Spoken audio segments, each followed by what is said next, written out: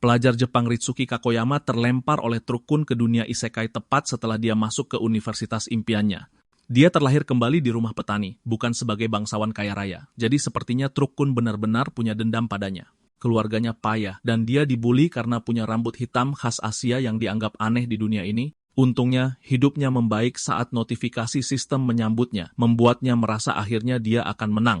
Harapan itu hancur saat sistem benar-benar menyebutnya pecundang tak berguna. Dengan peluangnya yang hancur, dia tak punya pilihan selain bekerja keras untuk melunasi utang keluarga. Tokoh kita berpikir dia bisa sukses dengan menjadi Da Vinci kedua atau ksatria hebat, dan suatu hari mimpi itu terwujud saat dia bertemu beruang grizzly. Nyawa Ian dan saudara perempuannya diselamatkan berkat seorang penyihir yang melenyapkan Teletubby gendut ini.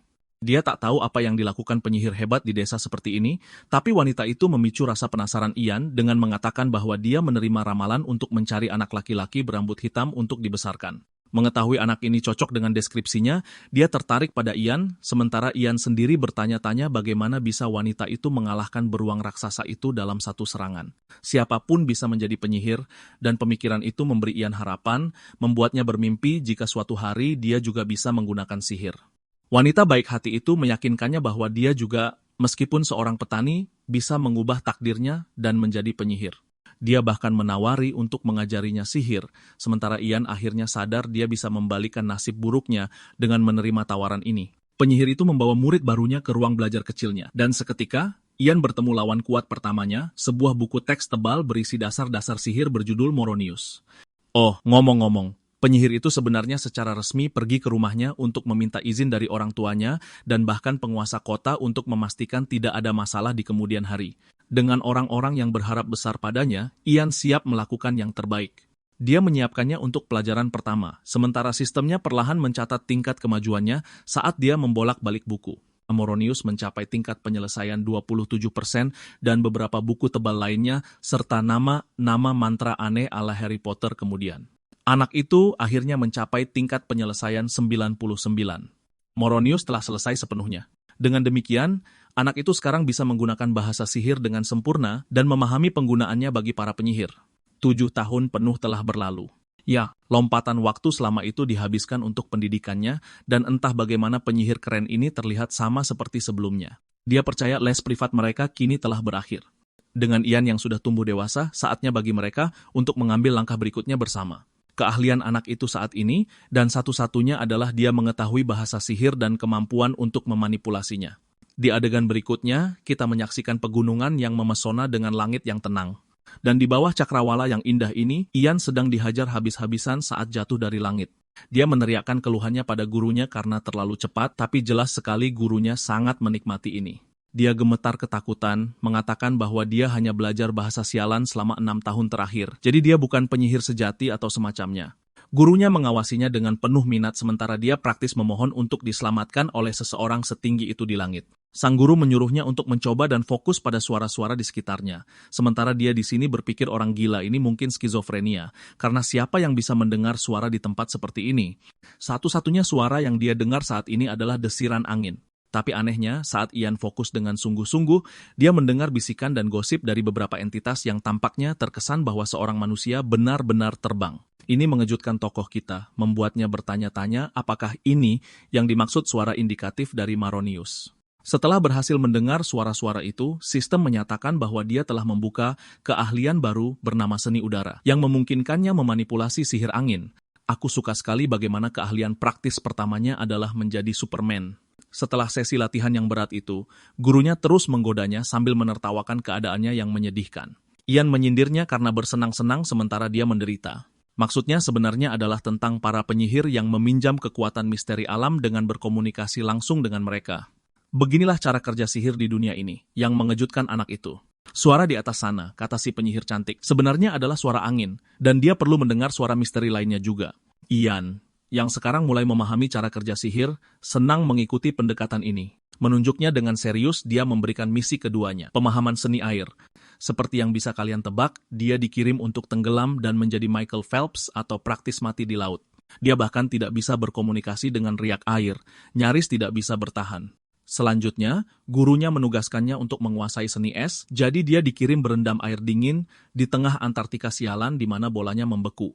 Pada titik ini, gurunya cukup berharap dan sangat terkesan dengan kecepatan belajar anak itu. Sementara itu, tokoh kita di sisi lain mempertanyakan keberadaannya dan nyaris tidak bisa mengikuti. Tanpa kehilangan momentum, penyihir gila yang keren ini menjentikkan jarinya untuk mengeluarkan api neraka tepat di hadapan Ian. Tokoh kita tahu bahwa setelah membekukan bolanya, wanita ini akan membakarnya juga.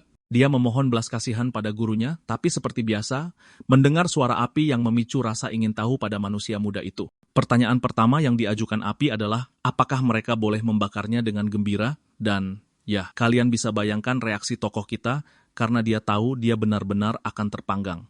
Di adegan berikutnya, kita memasuki gua-gua, di mana Ian harus memahami seni tanah, tugas terakhir sejauh ini.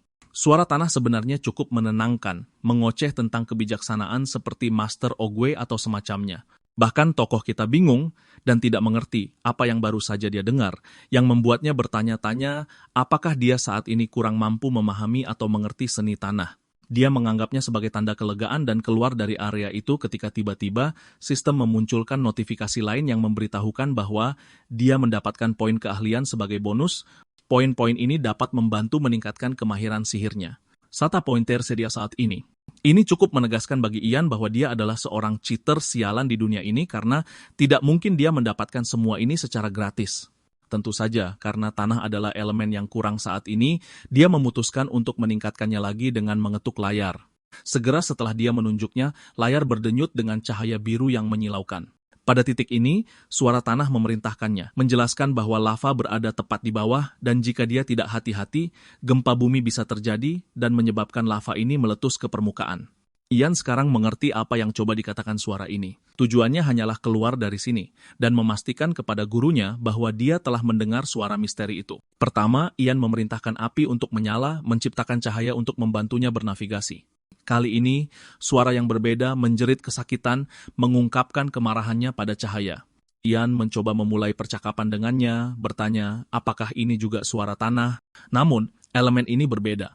Ini bukan elemen yang diceritakan oleh gurunya. Karena satu-satunya hal yang benar-benar membenci cahaya adalah suara kegelapan, dan itulah misteri ini. Interkayut. Sementara di luar, gurunya sedang melihat jadwalnya, menyadari bahwa dia mungkin harus menghadiri konferensi piromancer yang akan datang. Muridnya keluar dengan tergesa-gesa. Dia memberi selamat pada Ian, karena akhirnya berhasil, sementara Ian berbagi berita menarik lainnya bahwa dia telah melakukan kontak dengan bayangan kegelapan. Wahyu ini benar-benar membuat rahang si penyihir cantik terbuka lebar, karena jelas dia tidak menduga Ian akan terhubung dengan kegelapan. Ini membuatnya bertanya, apakah dia benar-benar melakukan kontak dengan misteri pengecut seperti itu, dan keheningannya membuat Ian khawatir. Dia berbicara pada anak itu, memberitahukan bahwa mereka harus turun dari gunung. Anak itu senang melakukannya, penasaran kemana petualangan mereka selanjutnya.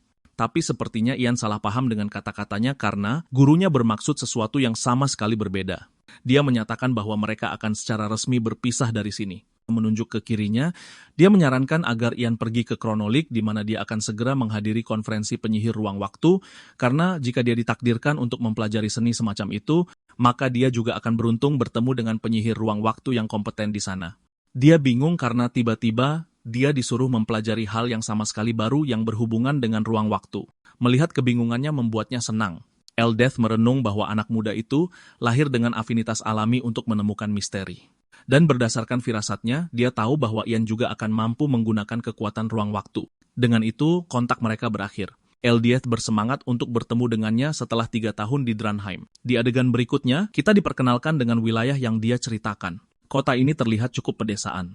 Meskipun orang-orang ramai berlalu lalang, Ian mencari konferensi yang diceritakan gurunya. Dia masih berpikir wanita itu sangat tidak bisa ditebak karena mengirimnya ke sini. Seorang pria di antara kerumunan tampaknya adalah seorang pemandu perjalanan, siap membantu siapapun bepergian ke utara. Ian ingat bahwa gurunya memberitahunya konferensi akan diadakan di utara. Dan karena dia bebas bepergian, tokoh kita berpikir ini adalah kesempatan bagus baginya untuk segera pergi. Di adegan berikutnya, ada sekelompok orang yang sedang mendirikan kemah. Di antara orang-orang itu, Ian juga duduk. Salah satu dari pria itu, pria yang memanggilnya tadi, adalah ketua serikat pedagang, Lake. Lake bertanya apakah ini pertama kalinya anak itu menuju ke utara. Yang dijawab Ian bahwa dia ke sana hanya karena ada urusan. Pria yang lebih tua mendengar ini dan berkomentar bahwa anak itu mungkin tidak tahu apa-apa tentang Gunung Naga. Ian mengungkapkan kebingungannya karena tampaknya Drake ini seharusnya dipenuhi dengan Drake hitam yang cantik namun berbahaya. Drake ini tidak mudah untuk dilawan. Lake bersikap sok akrab dengan anak itu dan bertanya apakah setidaknya dia tahu cara bertarung atau lari. Ian tidak nyaman dengan orang ini, tetapi dia menjawab bahwa dia tidak begitu percaya diri. Seketika, pria yang tampaknya baik itu berbalik menyerangnya dan menyebut anak kita tidak berguna, mempertanyakan profesinya. Dengan sangat malu, anak itu mengatakan bahwa dia adalah seorang penyihir. Aku tidak tahu apa yang terjadi pada Leke karena dia gemetar kaget dan memanggil anak itu tuan penyihir setelah mendengar percakapan mereka. Seorang gadis tertarik pada anak itu. Gadis berjubah ini berbalik untuk melihat apa yang terjadi, sementara pria-pria lain masih bingung, bahkan kaget bahwa anak ini ternyata seorang penyihir. Ian benar-benar tidak mengerti mengapa orang-orang ini begitu terkejut karena pengungkapan kecilnya telah mengubah suasana sepenuhnya. Seolah-olah menghormati kemampuannya, Lake dengan cepat berubah menjadi bawahan dan mengambil mangkuk dengan senang hati melayani anak itu untuk porsi kedua. Meskipun Ian menolak tawaran itu, pria ini tetap bergegas ke pelayan makanan untuk mengambilkannya mangkuk baru. Semakin banyak orang mulai membicarakan status Ian sebagai penyihir. Beberapa dari mereka bahkan meragukan kemampuannya, percaya bahwa penampilannya membuatnya terlihat seperti pecundang kelas 3 yang tidak tahu apa yang dia bicarakan. Para pembenci ini sangat membenci anak kita, mengira dia tidak sehebat itu, sementara Ian adalah anak baik yang tidak memedulikan mereka. Gadis yang tadi tertarik padanya memutuskan untuk berbicara dengannya, berbisik bahwa jika dia benar-benar seorang penyihir, maka anak itu harus mencoba menggunakan beberapa mantra dan menunjukkan pada orang-orang ini siapa bos yang sebenarnya. Ini mungkin tampak seperti pendekatan yang tegas dan memaksa, tapi Ian tidak begitu mengerti maksudnya. Gadis itu menjelaskan bahwa, biasanya, tentara bayaran dikenal suka mengolok-olok orang pendiam, menganggap mereka penakut atau lemah. Itulah mengapa orang-orang seperti itu perlu menunjukkan kekuatan mereka dan mengintimidasi orang lain yang meragukan kekuatan mereka. Karena jika Ian bisa melakukan itu, dia akan menunjukkan kepada mereka siapa yang berkuasa, dan para tentara bayaran akan secara otomatis menjadi bawahannya, bersedia melindunginya dalam masalah apapun. Ide ini agak baru bagi Ian yang mengerti maksud gadis itu, namun tidak mengerti apa yang harus dia lakukan dalam situasi ini. Karena pertama-tama, dia tidak punya pengalaman marah pada orang sebelumnya. Saat percakapan ini terjadi, pria yang duduk di sekitar menyajikan makanan justru meludahi mangkuk Ian sebelum menutupinya dengan daun. Sikap tidak hormat ini benar-benar membuat anak kita marah yang tidak percaya bahwa bajingan ini berani meludahi makanannya. Tiba-tiba, tanah bergetar, membuat pelayan itu sadar bahwa dia telah berbuat salah. Ian menghampiri bajingan itu dan menyapanya dengan aura yang kuat, menanyakan beraninya dia meludahi piringnya seperti itu. Pelayan itu terkencing di celana karena ketakutan. Jadi dia dengan cepat menyerah dalam ketakutan, meminta maaf kepada tuan penyihir atas tindakan kejinya. Membuatnya semakin kesal, pelayan itu menyatakan bahwa dia hanya ingin mengilapkan piringnya. Ian sangat marah karena ide terbaik orang ini untuk mengilapkan piring adalah dengan meludahinya terlebih dahulu. Pria itu berargumen bahwa air sebenarnya kotor, jadi akan lebih buruk. Ian tidak begitu mengerti arti di balik pernyataan seperti itu, mempertanyakan logikanya. Jadi, pelayan itu menjelaskan secara menyeluruh bagaimana air sebenarnya penuh dengan lumpur dan parasit. Itulah sebabnya dia tidak benar-benar mencuci piring dengan air. Dan, ya ampun, ini alasan terburuk yang pernah ada karena pria ini benar-benar percaya ludahnya lebih bersih sebagai perbandingan. Kalimat itu membuat Ian trauma, menghantuinya sepanjang malam. Dia menjadi gila, benar-benar membatu di depan para tentara bayaran dan pelayan karena zaman pertengahan ini sama sekali tidak memiliki kesadaran akan kebersihan. Frustrasi, Ian dengan dingin menggumamkan mantra, membuat api yang dahsyat meletus dari api unggun di dekatnya. Api ini mencapai ketinggian yang lebih tinggi dari manusia di sekitarnya, mengintimidasi mereka dan mengejutkan gadis yang memberinya saran.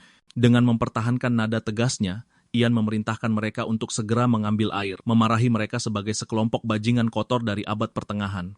Kedua pria itu berlari dengan kecepatan penuh untuk mengambil air, bahkan tidak tahu apa kesalahan mereka sebenarnya. Di adegan berikutnya, kita menemukan malam yang tenang.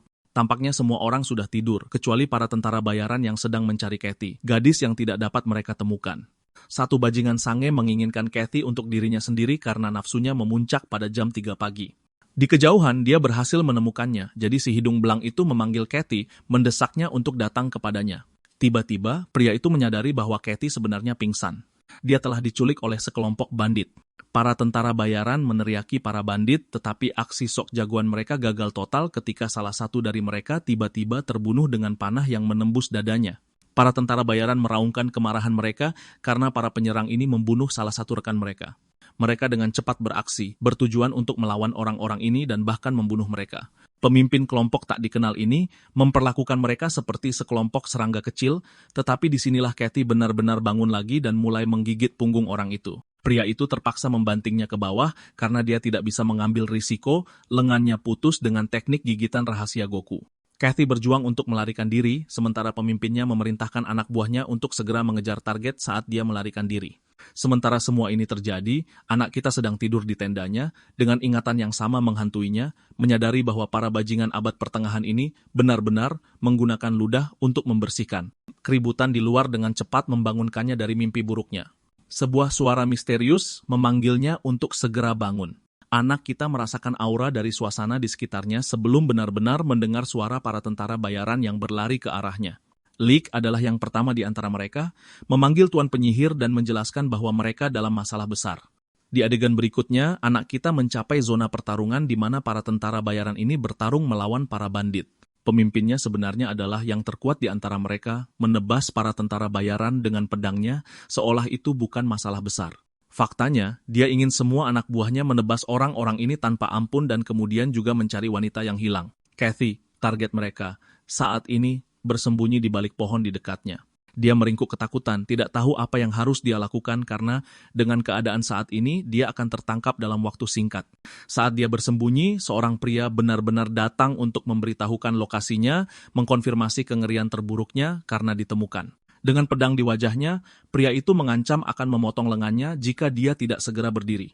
Kathy, ketakutan, merana dalam kengerian karena tahu hidupnya kini telah berakhir. Bahkan sebelum dia bisa berdiri, bajingan tak kenal ampun ini mengangkat pedangnya untuk menebasnya. Tetapi pada saat yang tepat itu, sesuatu menghantamnya dengan kekuatan yang cukup kuat sehingga tanah di bawahnya pun retak akibat benturan. Kathy terdiam, sementara penyelamatnya berdiri tepat di belakangnya. Ian merapalkan mantranya dan tiba pada saat yang tepat. Dia menatapnya dengan takjub sementara dia meraih tangannya dan menginstruksikan gadis itu untuk tetap dekat dengannya. Kepercayaan dirinya menenangkannya, sementara sisa kelompok juga berkumpul seperti kereta api dan berdiri di belakang tuan penyihir. Kelihatannya lucu, tapi sebenarnya ini terencana karena Ian punya mantra. Dia mengucapkan terbuka seperti teknik tungku sukuna, tetapi alih-alih api, pria ini mengumpulkan kekuatan kegelapan dan petir yang terfokus menjadi satu bola. Para tentara bayaran di sekitarnya serta para bandit memperhatikan mantra ini, dan dalam beberapa saat seluruh wilayah diselimuti kegelapan. Tidak bisa melihat apa-apa, mereka dengan cemas menyalakan obor mereka. Tapi selain sedikit cahaya itu, tidak ada yang terlihat. Orang-orang ini mulai saling bertabrakan dalam kegelapan seolah-olah listrik padam. Tapi saat mereka kesulitan, formasi kereta Ian membantu kelompoknya sendiri.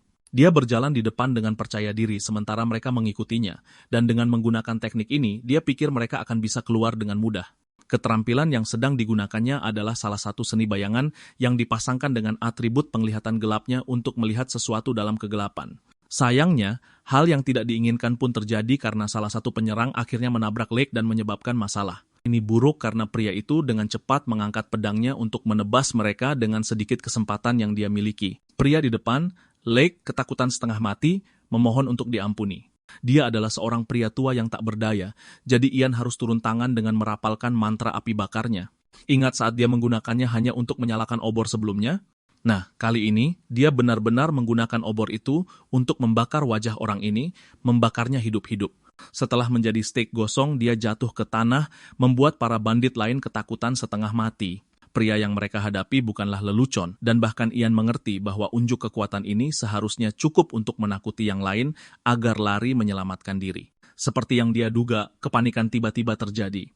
Para bandit ingin berkumpul dan melarikan diri, tetapi pemimpin mereka menolak membiarkan mereka pergi kemanapun, meraung agar mereka maju menyerang. Terlepas dari kepercayaan diri orang itu, sepertinya tidak ada hal berbeda yang akan terjadi karena tanpa diduga, salah satu drake hitam datang, mengejutkannya dengan mengunyah kepala pemimpin mereka hingga putus. Itu adalah kematian yang mengerikan, yang menanamkan rasa takut akan kematian pada anggota kelompok yang tersisa. Tapi bukan itu saja. Bahkan anak kita pun ketakutan karena situasinya menjadi jauh lebih rumit dengan kedatangan raksasa pemakan daging ini. Makhluk buas yang penasaran itu dengan main-main menatap manusia lain sambil melahap salah satu dari mereka, seperti predator yang telah menemukan sekelompok mangsa untuk disantap. Para bandit yang tersisa lari ketakutan, tetapi rasa takut juga merajalela di kelompok Ian. Lake tergagap, mengarahkan perhatian penyihir itu ke Drake. Meskipun anak kita percaya diri sebagai penyihir, dia tidak memiliki pengalaman berurusan dengan seseorang sekuat Drake ini. Bahkan Ian mengerti bahwa mereka sedang menuju kehancuran total, sementara sistem berkomentar bahwa mereka sedang menghadapi salah satu misteri purba. Ini membantunya secara otomatis membuka skill baru bernama summoning, yang memungkinkan Ian berkomunikasi dan memanggil bentuk kehidupan lain. Tampaknya ini kemampuan yang berguna mengingat peluangnya melawan monster buas ini. Tetapi itu juga membuat pemuda kita bertanya-tanya apakah monster di hadapannya tidak berbeda dengan semua misteri yang telah ia temui. Mereka semua adalah elemen yang berbeda. Tetapi jika dia bisa berkomunikasi dengan makhluk ini, mereka mungkin akan selamat. Meskipun ragu-ragu, Ian mengambil kesempatan dan memanggil Drake yang menatapnya dengan darah menetes dari mulutnya. Lake dan yang lainnya benar-benar berpikir mereka akan dikirim ke neraka, bahkan dengan Ian yang melindungi mereka, sementara sang penyihir dengan sabar menatap monster yang menggeram di hadapannya dalam upaya untuk mengintimidasi manusia itu. Mengumpulkan kepercayaan diri pada kemampuannya, Ian terus berkomunikasi, tahu bahwa selama ini tidak ada misteri yang berani mengkhianati usahanya. Sang penyihir memperkenalkan dirinya, tetapi dengan cara yang paling konyol yang bisa dibayangkan, menyatakan bahwa dia adalah teman dari Drake. Yap, sepertinya dia juga pasti telah mempelajari jurus omongan dari Naruto selama lompatan waktu 7 tahunnya. Ngomong-ngomong, si Drake bingung dan begitu juga dengan kelompok Ian. Ian secara harfiah mengangkat tanda di kepalanya untuk menjelaskan bahwa teman tidak seharusnya saling bertarung. Tapi sepertinya dia lupa fakta bahwa makhluk ini baru saja mengunyah seseorang di mulutnya. Makhluk itu menggeram balik, membuat yang lain bertanya-tanya apa yang dikatakannya pada sang penyihir. Wajah Ian menunjukkan kepercayaan diri, tetapi bagian yang sangat lucu adalah bahkan dia tidak mengerti apa yang coba dikatakan makhluk ini kepadanya, jadi dia sama bingungnya dengan yang lain. Saat ini, dia sama sekali tidak punya kesempatan untuk berkomunikasi, jadi dia menghabiskan sisa poinnya untuk meningkatkan keterampilannya, memasukkan semuanya ke dalam statistik pemanggilan dengan peluang komunikasi. Setelah meningkatkan statistik pemanggilannya, pemuda kita akhirnya bisa memahami bahasa Drake yang memberinya kesempatan untuk berbicara dengannya. Ian memastikan sekali lagi apakah itu benar dengan memanggil Drake, tetapi dalam usahanya dia membuat monster itu marah, menyebabkannya mengaum di wajahnya karena membuang-buang waktunya. Kelompok Ian ketakutan setengah mati, sementara dia tetap tenang dan mengumpulkan kata-katanya untuk percakapan. Pertama, dia menjelaskan bahwa dia tidak berniat melawan monster itu, tetapi Drake menjawab bahwa bodoh sekali bahkan memikirkan untuk melawannya. Ian meyakinkannya bahwa dia tahu itu dan bahwa dia akan langsung kalah jika mereka mencoba menyerangnya. Dia sebenarnya mengikuti kesombongan Drake, membuatnya tampak seperti akan membuang-buang waktu bagi mereka untuk melawan monster besar itu. Drake yang sombong itu menganggap bahwa manusia sedang memohon belas kasihan. Lake dan yang lainnya menganggap mereka sedang berkomunikasi, sementara Cathy menunggu dengan sabar. Drake mengaum bahwa memang tidak ada gunanya mencoba membunuh sisa makhluk lemah ini yang persis seperti yang diinginkan pemuda kita. Ian mulai berpikir negosiasi ini menguntungkan mereka. Satu masalah kecil, monster itu mengaum bahwa suasana hatinya sedang sangat buruk sekarang, menyiratkan bahwa dia tidak punya rencana untuk melepaskan mereka. Kelompok Ian berlutut memohon untuk hidup mereka, sementara pemuda kita bertanya-tanya apa lagi yang akan dia lakukan. Ian menganggapnya sebagai tanda bahwa Drake menyuruhnya pergi dan bahwa dia tidak punya pilihan lain selain melawannya secara langsung. Bertarung bukanlah yang dia maksud di sini karena sang penyihir tiba-tiba berubah menjadi terapis dan bertanya pada Drake mengapa suasana hatinya begitu buruk. Masih marah, monster itu berteriak bahwa dia tidak punya motivasi untuk memberitahu seorang manusia. Dia membalas bahwa dia ingin menawarkan bantuan untuk memperbaiki suasana hati Drake. Tawarannya tampak sombong bagi makhluk itu yang berpikir tidak ada gunanya bagi manusia yang bahkan tidak bisa berbuat apa-apa. Sebagai tanggapan, sang penyihir menggumamkan beberapa kata dalam bahasa sihir, membuat air membumbung tinggi dan memercik ke sekeliling. Pemandangan itu tampak aneh bagi kelompoknya, bahkan lebih aneh bagi si monster, sementara Ian mengelilingi dirinya dengan aura mistis. Tertarik dengan pertunjukan sihir yang tiba-tiba ini, monster itu sekarang menaruh minat penuh pada pemuda itu. Ian menekankan bahwa dia hanyalah seorang penyihir rendahan yang mencoba berkomunikasi dengan misteri dunia. Itulah mengapa dia hanya ingin membantu si Drake dengan apapun yang dia bisa lakukan. Melihat monster itu belum mengatakan apa-apa dalam kemarahan, Ian tahu dia berada di jalur yang benar. Langkah selanjutnya adalah di mana negosiasi yang sebenarnya dimulai. Kita beralih ke adegan berikutnya. Tengah malam tiba. Nafsu darah Drake telah hilang dan dia lebih terbuka untuk berbicara. Pemuda kita hanya senang bahwa dia berhasil menunda kematian langsung bagi dirinya dan teman-temannya, tetapi masalah sebenarnya datang dalam bentuk memenuhi persyaratan. Ian memikirkan pilihannya, mengerti bahwa Sidrak memiliki semua keuntungan di sini, yang berarti sang penyihir harus menjadi orang yang membuat tuntutan sederhana. Tiba-tiba kenangan tentang gurunya menghantui ingatannya. Dia pernah memberitahunya bahwa penguasaan sihir benar-benar mustahil tanpa penguasaan komunikasi. Itu adalah alasan yang sama mengapa membangun hubungan dengan para misteri itu penting. Bukan sebagai teman. Setiap misteri memiliki sifatnya sendiri, temperamen mereka. Tugas seorang penyihir adalah mengidentifikasi dan berempati dengan sifat-sifat tersebut, mengikuti hati para misteri. Dengan kata lain, Ian belajar bahwa navigasi sosial adalah keterampilan penting bagi seorang penyihir. Dan dalam situasi yang mengancam jiwa seperti ini, dia memiliki kesempatan sempurna untuk membuktikan dirinya sebagai seseorang yang bisa membujuk Drake keluar dari suasana hati membunuhnya. Untuk mencapai tujuan ini, pertama-tama dia memanggil jendela keterampilan.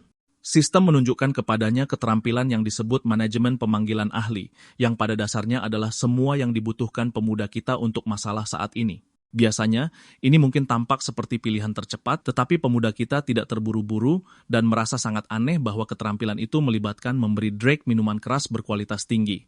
Ian berkeringat dingin, semakin dia membaca catatan sistem sialan ini, karena langkah selanjutnya mengharuskannya untuk memuji-muji misteri yang dia ajak bicara. Singkat cerita, nasihat paling membantu yang didapatnya dari sistem adalah menggunakan alkohol dan menjadi salah satu budak cinta yang memuji-muji cewek di Twitter. Ian menyerah kalah, menyadari bahwa tugas semacam ini mustahil bagi seorang penyendiri sepertinya, sementara bahkan si Drake bertanya-tanya apa yang coba dilakukan orang ini. Memperkuat tekadnya, pemuda kita berpikir bahwa dia harus memulai dengan mencapai hati makhluk itu, karena itulah satu-satunya cara baginya untuk membuat kemajuan. Ian menyapa si Drake, menyatakan bahwa dia sebenarnya telah menyiapkan hadiah hebat untuk monster agung itu. Penasaran dengan hadiah itu, monster itu ingin dia segera membawanya. Selanjutnya, Ian memanggil Lake yang terkejut oleh perintah mendadak itu. Dia dengan cepat menyuruh orang tua ini untuk mengambil minuman keras terkuat yang mereka miliki saat ini juga.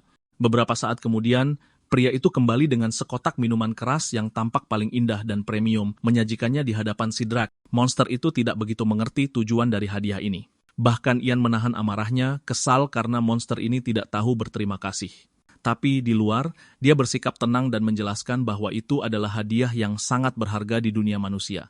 Menuangkan secangkir besar untuk monster itu, dia menyajikannya. Si Drake mengendusnya terlebih dahulu, menganggapnya aroma yang aneh.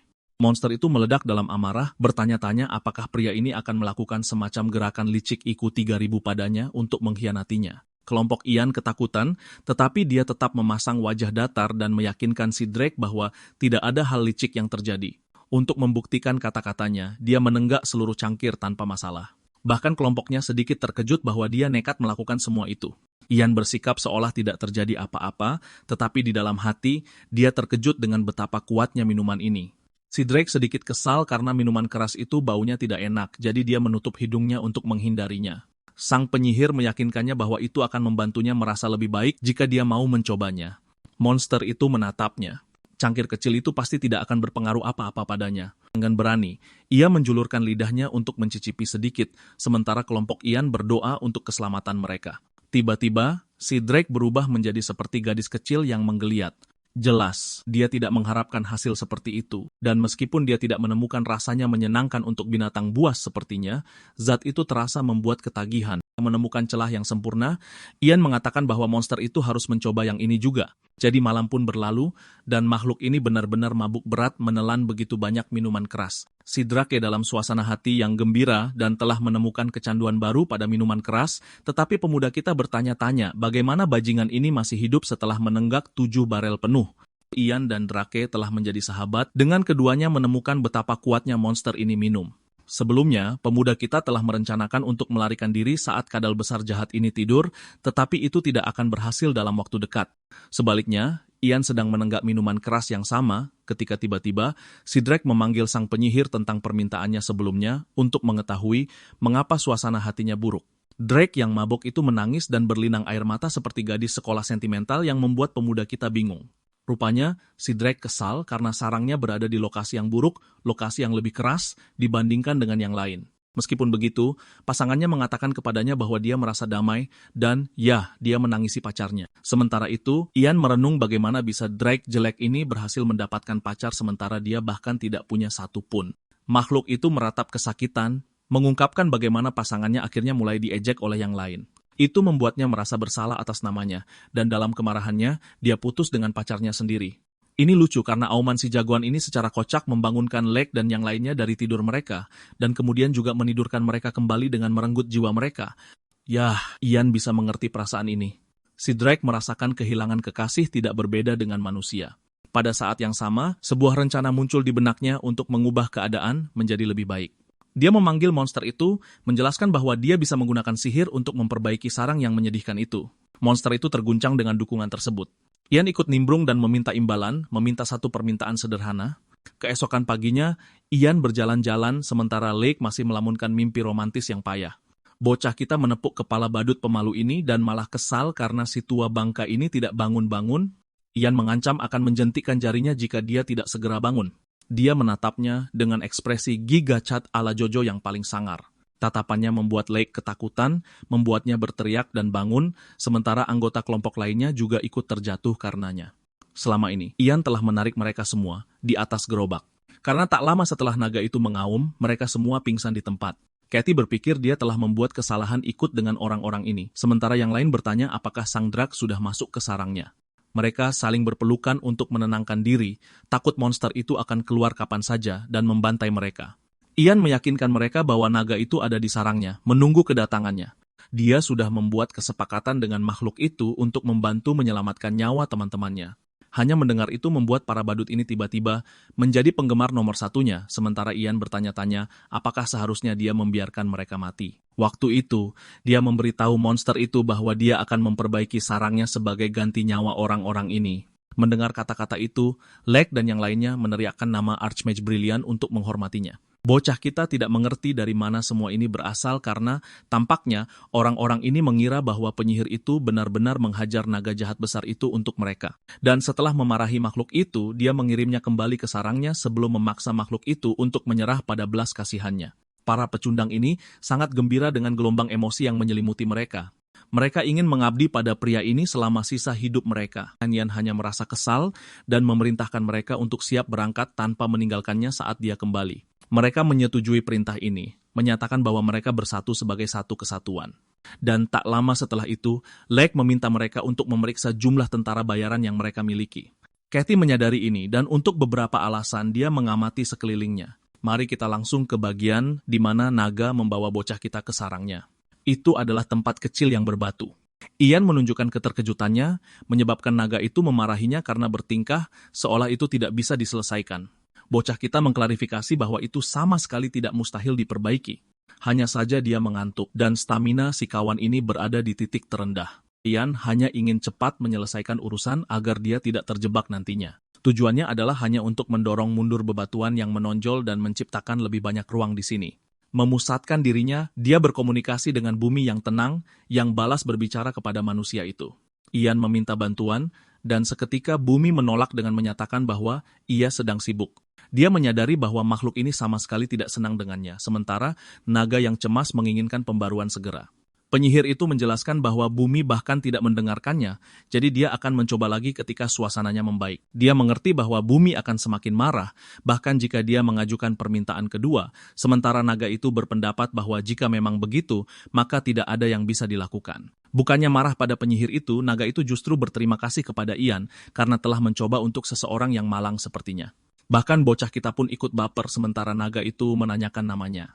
Ian memperkenalkan dirinya, jadi binatang itu juga memperkenalkan dirinya dengan nama Longtail. Dia ingin mereka berdua menjadi teman, jadi bocah kita memegang cakarnya, menciptakan ikatan baru, dan mengonfirmasi persyaratan pemanggilan binatang buas ini. Sistem meyakinkannya bahwa bocah kita dapat menggunakan monster itu kapan saja dia mau, tetapi meskipun begitu, dia merasa tidak enak karena tidak bisa berbuat apa-apa untuk temannya. Binatang itu memanggil manusia itu menyatakan bahwa mereka setidaknya harus merayakan persahabatan mereka. Dan untuk itu, ia menawarkan emas sebanyak yang ingin dia ambil. Benar-benar gila bahwa makhluk ini memiliki begitu banyak permata dan dia dengan senang hati memberikannya semua kepada satu manusia.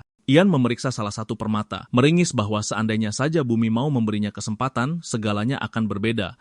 Tapi kemudian setelah memeriksa salah satu permata, bocah kita mengalami kejutan mendadak. Dia menoleh ke Longtail dan bertanya apakah tidak apa-apa jika dia mencoret-coret di lantai. Binatang itu bingung dan memberinya kesempatan. Beberapa saat kemudian, Ian mengukir lingkaran sihir yang indah dengan permata sebagai intinya.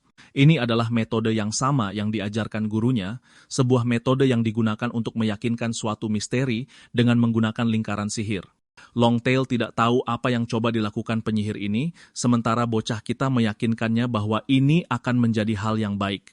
Kali ini, dia memanggil bumi sekali lagi, mendesaknya untuk memindahkan bebatuan dan menghaluskan dinding untuknya. Menariknya, permata di lingkaran itu bereaksi dengan cahaya yang kuat, dan memang dinding mulai bergerak sesuai dengan keinginan sang penyihir. Longtail dibutakan oleh cahaya, tetapi pada saat dia melihat kembali ke sarangnya, sarang itu telah dibuat dengan indah menjadi mahakarya ilahi ini. Ian menyatakan bahwa itu adalah hadiah balasannya sebagai seorang teman sementara naga kecil ini siap menangis. Sarangnya jadi keren banget dan baunya bahkan luar biasa. Longtail bertanya, apakah ini juga keindahan sihir dan memegang tangan manusia itu.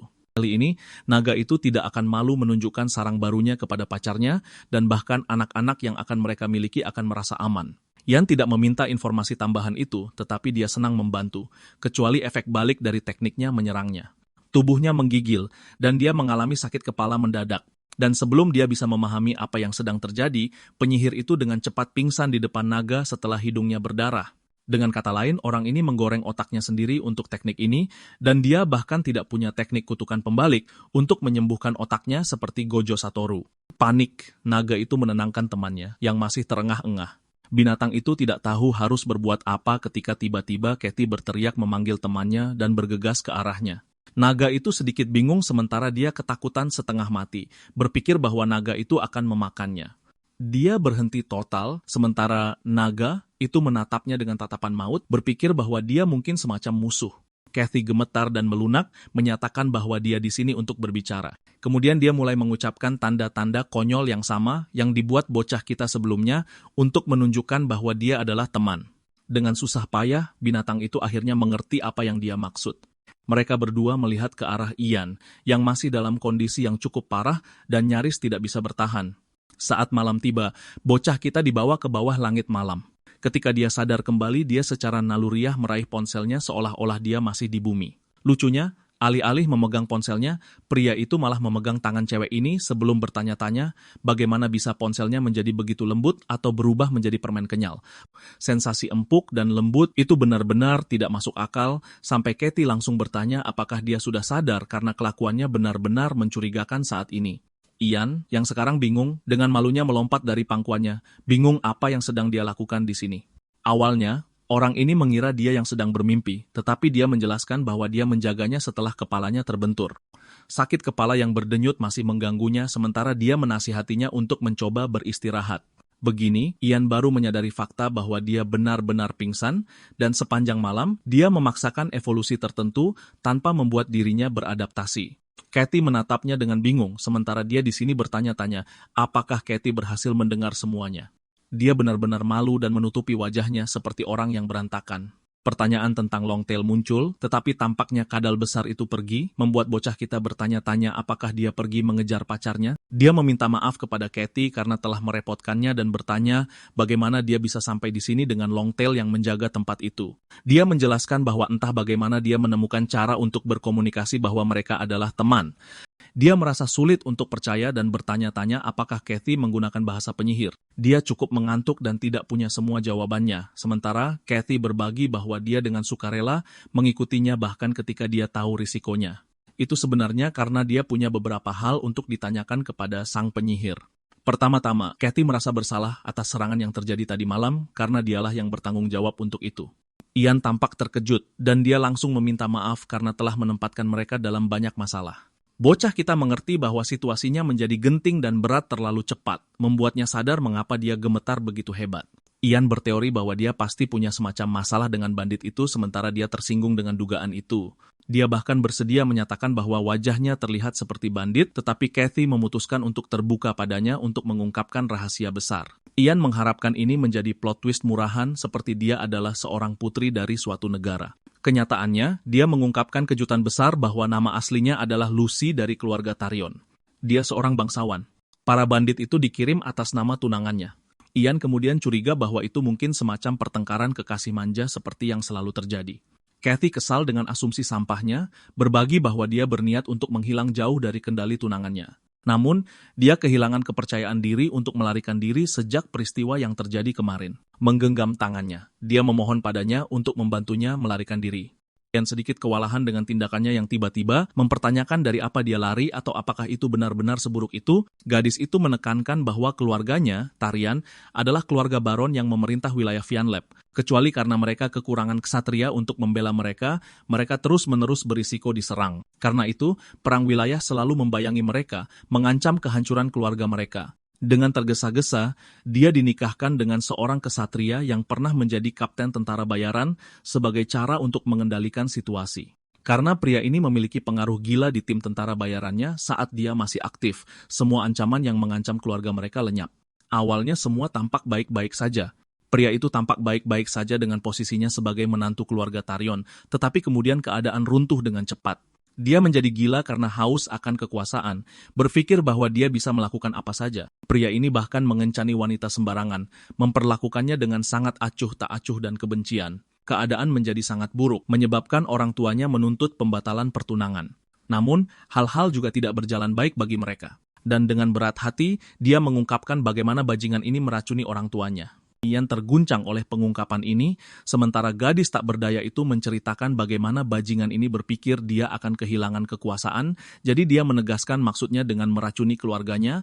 Bahkan jagoan kita berpikir pria ini adalah bajingan kelas kakap karena melakukan semua itu. Sementara Lucy beralasan bahwa pria itu akan selamanya tetap menjadi rakyat biasa, itulah sebabnya dia secara paksa mencoba untuk mewarisi nama dan pangkat keluarga. Dia hanya berhasil melarikan diri berkat bantuan seorang pelayan, menolak untuk menikahi pria itu, tetapi dia tahu bahwa pria itu akan terus mengejarnya. Satu-satunya keinginannya sebagai gadis kecil tak berdaya, yang tidak punya siapa adalah agar Ian membantunya mencapai tempat aman dan melarikan diri darinya. Sang penyihir sangat memahami situasinya. Jagoan kita bisa merasakan betapa kasarnya pria ini sebenarnya karena bertindak sejauh itu, bahkan sampai rela menculik tunangannya sendiri. Ini adalah urusan yang rumit, dan meskipun dia tidak tahu bagaimana proses abad pertengahan ini memengaruhi pekerjaannya, dia bisa berempati padanya.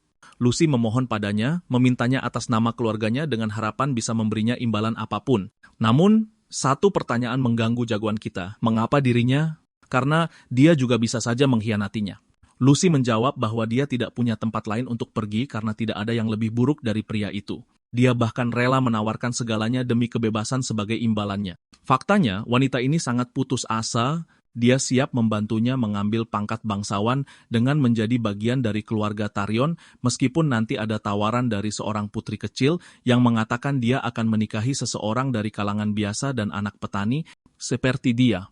Dan ini benar-benar kesempatan luar biasa bagi putra seorang petani untuk terhubung dengan kaum bangsawan di dunia seperti ini. Ian masih tidak bisa memutuskan apa yang sebenarnya dia inginkan untuk dirinya sendiri. Jika itu terjadi, dia akan menjadi bagian dari kaum bangsawan, tetapi dia tidak akan lagi menjadi murid Elodith dan tidak akan menjalani kehidupan sebagai penyihir seperti yang selalu dia inginkan. Mungkin kehidupan seperti itu masih akan baik-baik saja baginya.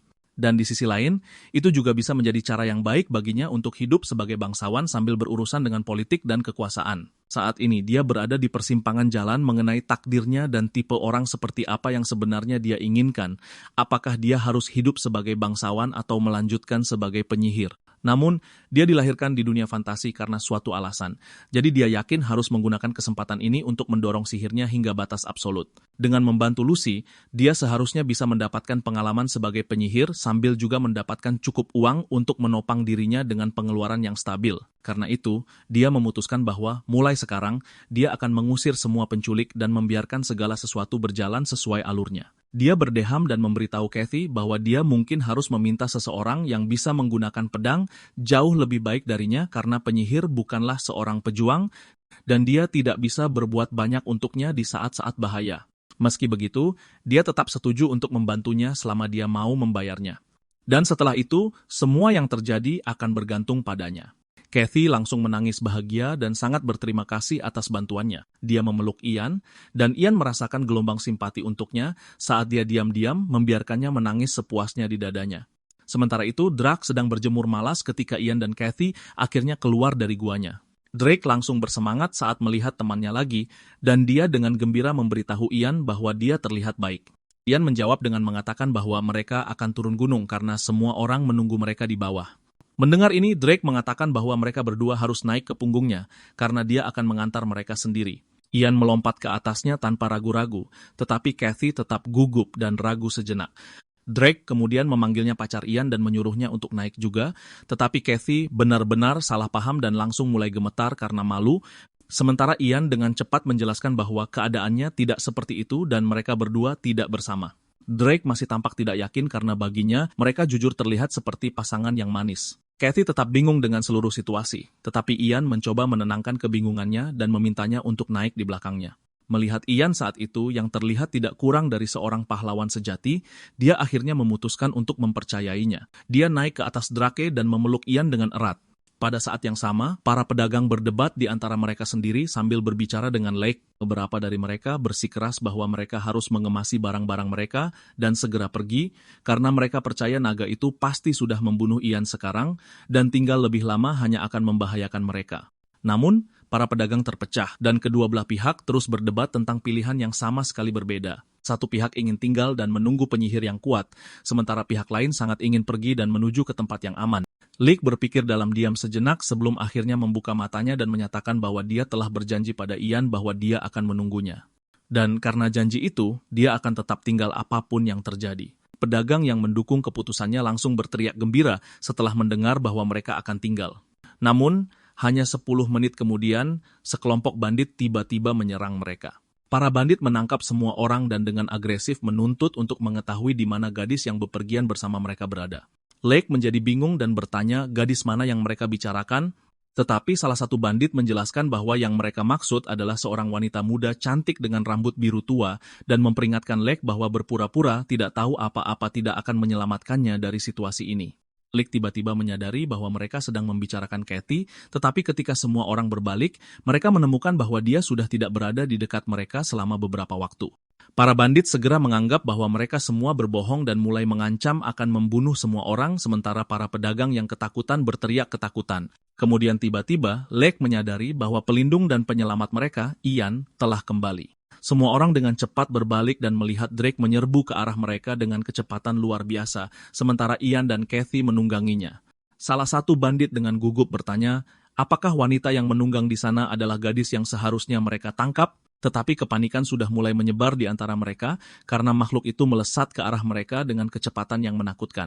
Saat mereka akhirnya menyadari bahwa itu bukan naga tetapi Drake, mereka segera meninggalkan segalanya dan lari untuk menyelamatkan diri.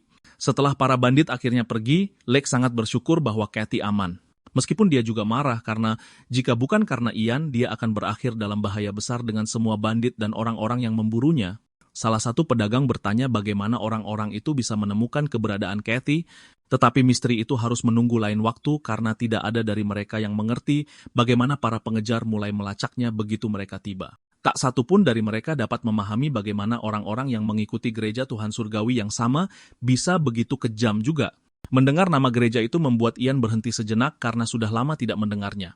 Namun dia tahu itu adalah salah satu agama besar di dunia, dan ajarannya melarang keras perbudakan sesama penganut.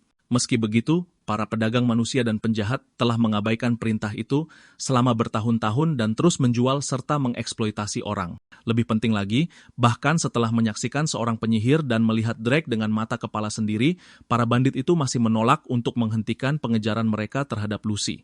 Ian menyadari bahwa dia berurusan dengan orang-orang nekat dan keras kepala yang rela mempertaruhkan segalanya demi uang, dan pikiran itu membuatnya gelisah karena jika begini terus, mereka pasti akan melacak Lucy. Kemungkinan itu membuatnya takut karena dia tahu dia tidak bisa menangani sekelompok besar musuh sekaligus. Karena itu, dia meminta bantuan Drake dan Drake langsung setuju tanpa ragu.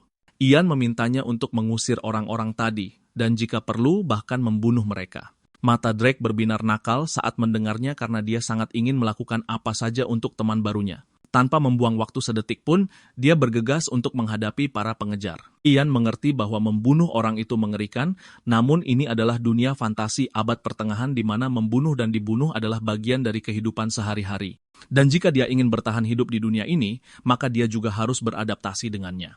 Tiba-tiba, kepalanya mulai pusing lagi karena dia sekali lagi terlalu sering menggunakan bahasa moron. Kathy segera bergegas ke sisinya dan menangkapnya sebelum dia pingsan ke tanah, memohon padanya untuk tidak memaksakan diri terlalu keras. Lake langsung memperhatikan adegan itu, dan matanya praktis berbinar nakal saat dia mulai menggoda mereka dan bertanya apakah mereka berkencan. Baik Ian maupun Kathy bereaksi dengan sangat ngeri mendengar gagasan itu yang hanya membuat Lake menyeringai lebih lebar. Segera setelah itu, mereka melanjutkan perjalanan mereka sekali lagi. Dan selama perjalanan, Ian berulang kali menerima notifikasi yang memberitahukan bahwa Drake telah melenyapkan manusia lain. Pada akhirnya, dia menerima total 11 notifikasi terpisah. Dia mengakui pada dirinya sendiri bahwa sangat praktis sihir itu secara otomatis melaporkan kembali kepadanya, meskipun itu membuatnya frustrasi, karena dia tidak bisa secara terbuka memanggil Drake di depan orang lain. Tiba-tiba, Drake menghubunginya melalui telepati, dan dengan bangga mengumumkan bahwa dia telah mengusir setiap orang mencurigakan yang bisa dia temukan. Ian berterima kasih padanya dengan tulus karena telah melindungi mereka, tetapi Drake hanya menjawab bahwa dia hanya melakukan apa yang akan membuat temannya bahagia.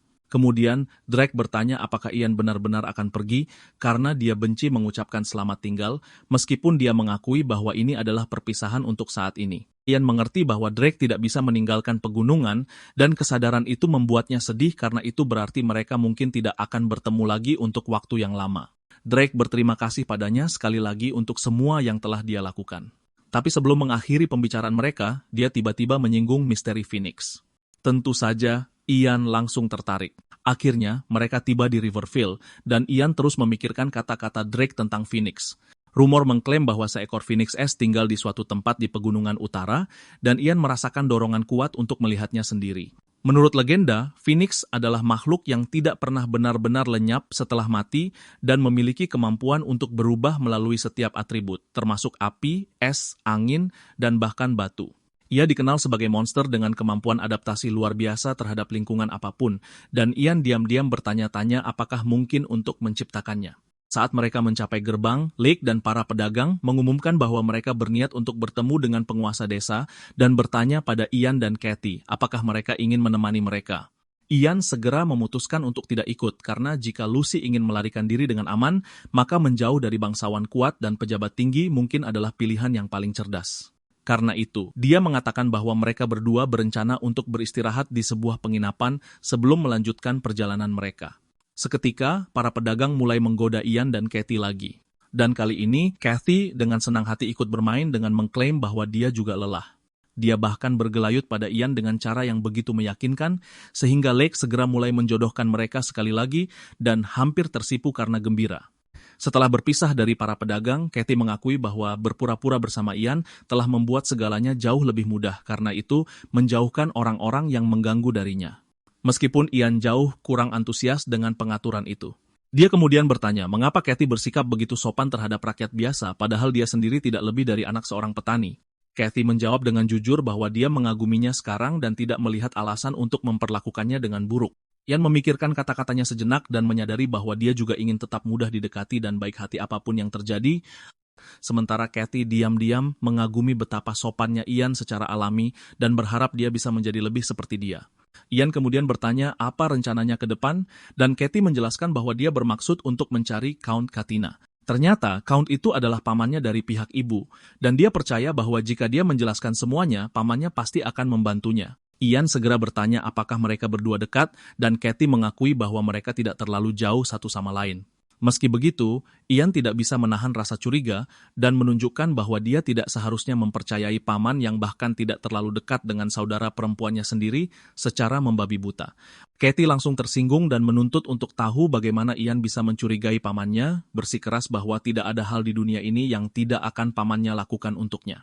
Ian akhirnya mengalah dan memutuskan bahwa jika Kathy begitu mempercayainya, maka mungkin dia benar. Saat dia setuju, Kathy tiba-tiba beralih ke suasana menggoda lagi dan bercanda bahwa jika seorang penyihir sehebat Ian melamarnya, dia akan dengan senang hati menikahinya dan menemaninya ke kediaman Count sebagai istrinya. Ian segera menolak gagasan itu dan mengingatkannya bahwa perjanjian mereka berakhir saat mereka tiba dengan selamat di kediaman Count. Kathy cemberut dan menyebutnya kejam karena menolak seorang wanita bangsawan yang bersedia menikahinya, tetapi Ian dengan santai menjawab bahwa ada banyak wanita lain di dunia selain dia. Kathy langsung kesal dengan jawaban itu dan berjalan mendahului menuju penginapan dengan frustrasi.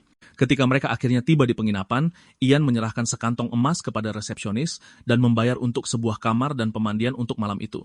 Jumlahnya lebih dari cukup untuk mereka berdua. Resepsionis itu kemudian dengan santai bertanya apakah gadis itu juga akan mandi, tetapi saat Kathy mendengar pertanyaan itu, dia menjadi ngeri dan buru-buru bersikeras bahwa dia baik-baik saja tanpanya. Ian awalnya mengira dia hanya tidak suka mandi dan berpikir dia sudah cukup kotor untuk sangat membutuhkannya. Tetapi setelah beberapa saat, dia menyadari kebenarannya. Pemandian umum di dunia abad pertengahan ini benar-benar terbuka, dan Kathy jelas tidak nyaman dengan gagasan mandi di depan umum di depan orang asing.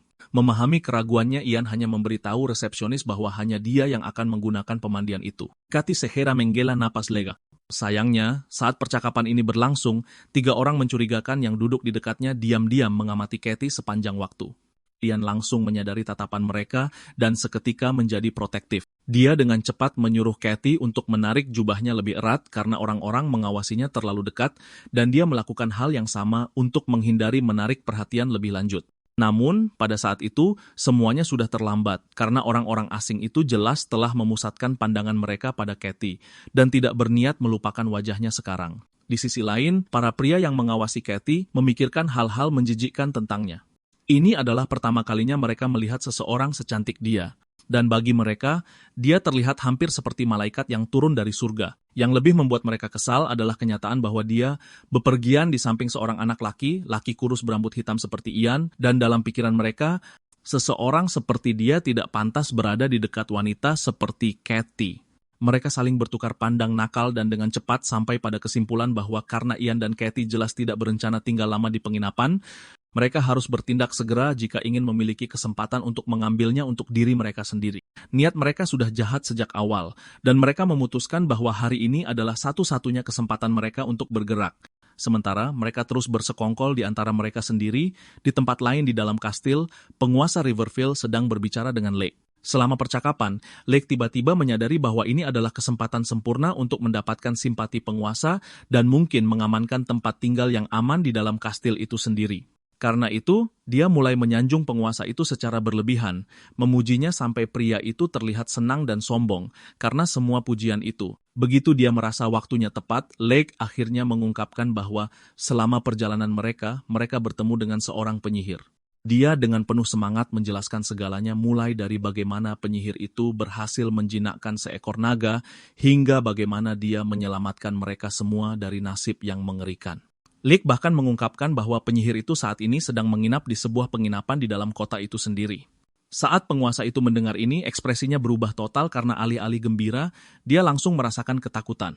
Dia berpikir betapa bencananya jika penyihir yang tidak terduga seperti itu tiba-tiba kehilangan kesabaran dan melepaskan naga di wilayahnya. Tidak hanya rakyatnya akan sangat menderita, tetapi situasinya sudah cukup berbahaya karena ada kekuatan merepotkan lain yang saat ini ditempatkan di dalam Riverville. Kekuatan itu adalah para ksatria Santiago Suci, sebuah ordo fanatik yang sepenuhnya mengabdi untuk melayani Tuhan. Mereka bertarung sebagai biksu dan prajurit, menjelajahi negeri untuk mencari iblis dan monster daripada berpartisipasi dalam perang biasa.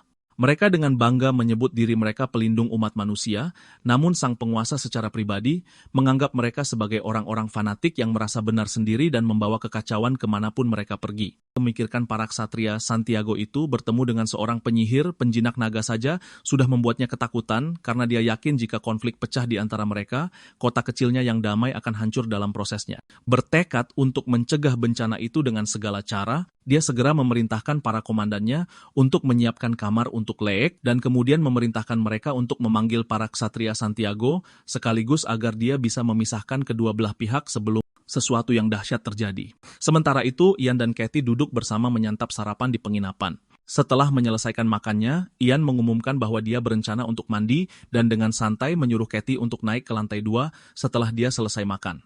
Saat dia ditinggal sendirian, salah satu pria mencurigakan melihat kesempatannya dan diam-diam mengikutinya saat dia berjalan sendirian melewati penginapan.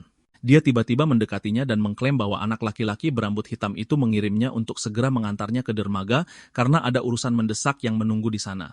Dia menjelaskan bahwa Ian sedang mandi dan memintanya untuk membawanya secepat mungkin. Kathy, yang pada dasarnya baik hati dan sudah cemas karena bahaya di sekelilingnya, langsung mempercayainya. Pikirannya langsung melompat ke kemungkinan bahwa para bandit telah kembali untuk menculiknya lagi, jadi dia buru-buru mengikuti orang asing itu tanpa bertanya lebih jauh. Namun, ketika dia melihat Ian sedang mandi dengan tenang, dia langsung menyadari ada sesuatu yang sangat salah.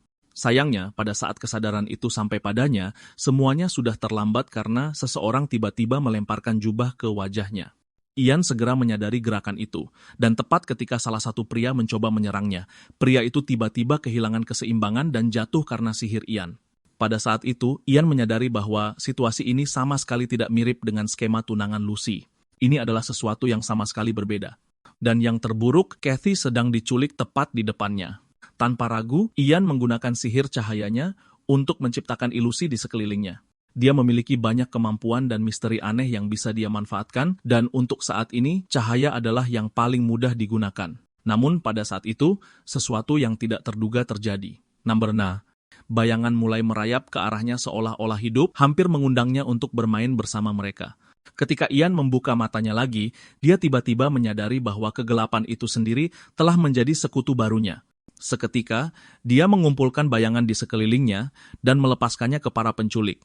Kegelapan mengalir dari matanya saat bayangan menelan para pria itu sepenuhnya. Namun, sebelum dia bisa melanjutkan, dia menyadari bahwa bala bantuan tiba di dekatnya, dan dia tidak percaya bahwa penjahat biasa akan memiliki pasukan cadangan yang terorganisir seperti itu. Saat dia dengan kasar menuntut untuk tahu kemana mereka membawa Kathy, pria yang ketakutan itu mengakui bahwa dia benar-benar tidak tahu.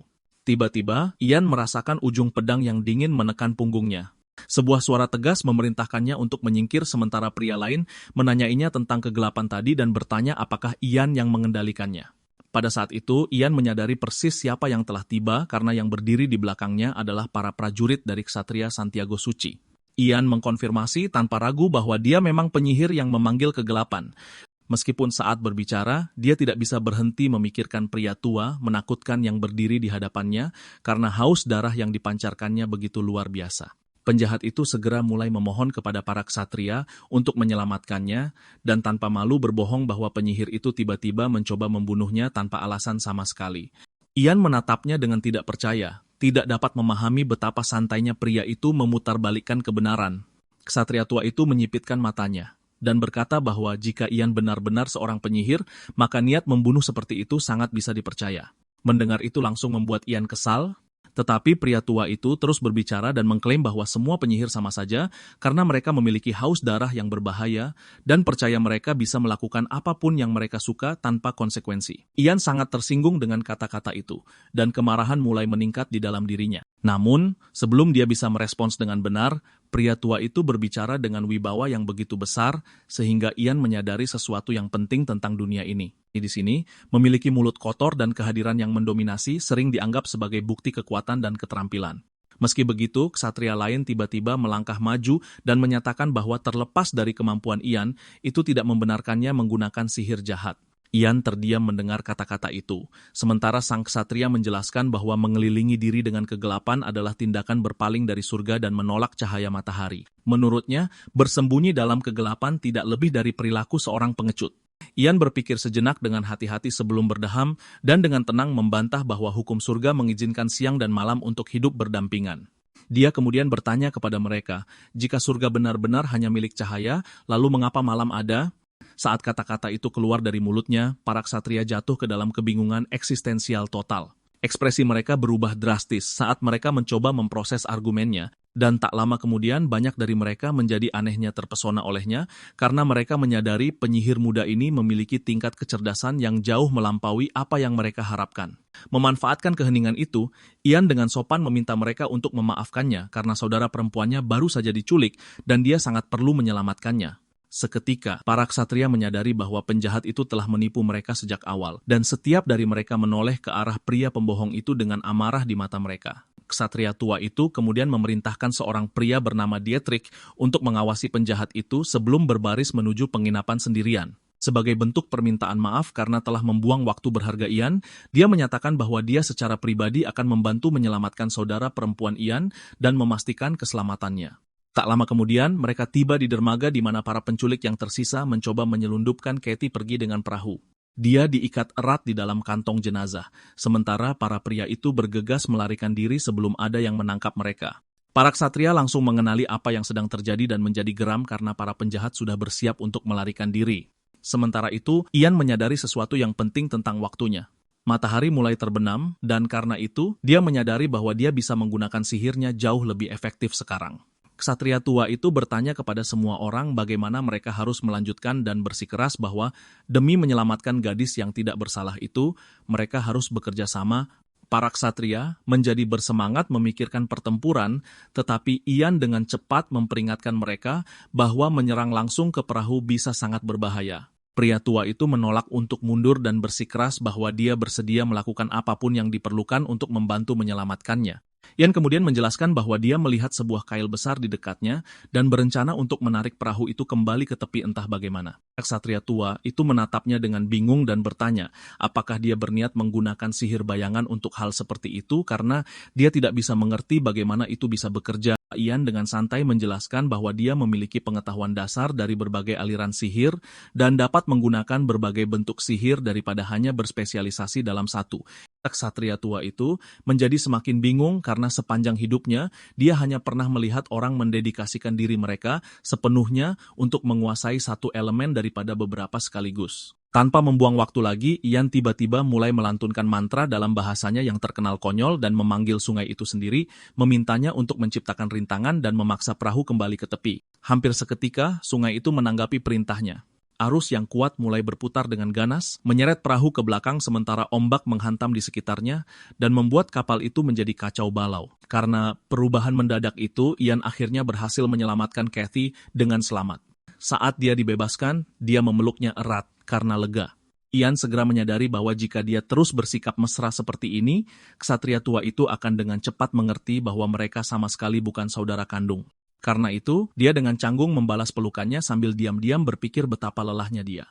Energinya terasa sangat rendah dan yang dia inginkan sekarang adalah akhirnya kembali ke penginapan dan mandi dengan tenang. Sayangnya, Ian belum tahu bahwa di dunia ini, sesuatu yang sesederhana menikmati mandi yang tenang hampir mustahil baginya. Sementara itu, kembali ke kastil, sebuah surat darurat tiba-tiba datang. Ternyata, Bernard, putra tertua Riverfield, bersama dengan Hansen, ksatria Riverfield, sudah bergegas menuju lokasi Ian. Baik Bernard maupun Hansen memperhatikan asap tebal yang membubung di kejauhan dan segera berasumsi bahwa itu pasti berasal dari pertempuran. Seketika, mereka mulai khawatir bahwa ketakutan sang penguasa mungkin benar-benar menjadi kenyataan dan bahwa para ksatria dan penyihir itu telah memulai konflik skala penuh di wilayah tersebut. Hansen diam-diam berpikir bahwa seluruh situasi ini sudah cukup merepotkan karena dia dipaksa untuk menyeret tuan muda yang manja itu sepanjang waktu. Dan setelah melihat ekspresi di wajah Bernard, dia menjadi semakin yakin bahwa membawanya ke sini adalah ide yang buruk. Dia lelah karena terus-menerus mengasuh anak manja seperti dia. Namun, ketika mereka akhirnya bergegas menuju sumber asap, mereka menemukan bahwa itu sama sekali bukan berasal dari pertempuran. Sebaliknya, para ksatria sebenarnya sedang membantu Ian saat dia mandi di tempat terbuka, sesuatu yang membuat Ian sendiri sangat tidak nyaman dan gugup. Bernard dan Hansen segera menyerbu ke tempat kejadian, dan Hansen dengan cepat menyuruh tuan muda itu untuk berhenti di tempat. Saat dia menyadari bahwa tidak ada hal berbahaya yang terjadi, dan itu benar-benar hanya mandi, keduanya berdiri di sana dengan sangat tercengang. Tak satu pun dari mereka bisa mengerti bagaimana ada orang yang bisa dengan santai mandi di luar di tempat terbuka seperti ini. Meski begitu, Bernard tetap curiga dan meyakinkan dirinya sendiri bahwa pasti ada sesuatu yang lebih dalam yang terjadi di balik permukaan. Dia mulai melihat sekeliling dengan saksama untuk mencari makna tersembunyi atau rahasia di balik situasi tersebut. Tiba-tiba, dia mulai berteriak keras bahwa sebagai putra penguasa Riverfield, dia berhak penuh untuk menerima penjelasan lengkap tentang semua yang terjadi di sini dan menuntut seseorang memberinya penjelasan secara rinci. Dia segera mengamuk seperti anak kecil, sementara Ian menyaksikan seluruh adegan dengan ekspresi yang semakin tidak nyaman. Ksatria tua, yang bernama Elder, dengan tenang mengatakan bahwa dia akan menjelaskan situasinya, tetapi Bernard dengan sombong memotongnya dan membentak bahwa dia tidak menanyakan apapun kepada Elder karena dia ingin Ian sendiri yang menjawab. Sikap tidak hormatnya terhadap Elder juga terlihat jelas. Bernard kemudian dengan bangga memperkenalkan dirinya sebagai pewaris keluarga sebelum dengan kasar memerintahkan Ian untuk keluar dari bak mandi dan menunjukkan rasa hormat yang pantas kepadanya. Ian segera menyadari bahwa perilaku ini menyerupai sesuatu yang pernah Kathy ceritakan kepadanya. Di dunia ini, para bangsawan tampaknya mempraktikkan tradisi aneh yang dikenal sebagai umpan penyihir. Itu adalah kebiasaan di mana para bangsawan dengan sengaja memprovokasi penyihir untuk menguji kekuatan dan temperamen mereka. Jika seorang penyihir diam-diam menoleransi hinaan, maka orang-orang menganggap mereka lemah. Tetapi jika penyihir itu bereaksi keras dengan amarah, maka mereka diakui sebagai penyihir yang benar-benar kuat. Menyadari bahwa Bernard kemungkinan besar mencoba memprovokasi dia dengan sengaja, Ian menolak untuk mematuhi tuntutannya. Bernard langsung meledak dalam amarah lagi dan berteriak tentang bagaimana Ian berani menentang seorang bangsawan seperti dirinya. Ian membalas dengan tenang bahwa dia tidak punya kewajiban untuk mendengarkan anak kecil manja. Sangat marah, Bernard memerintahkan kesatrianya untuk segera menangkap penyihir itu, meskipun kesatria itu sendiri tampaknya lebih tertarik untuk mencoba menenangkan bocah itu daripada benar-benar menyerang Ian. Pada saat itu, Ian memutuskan bahwa sudah cukup.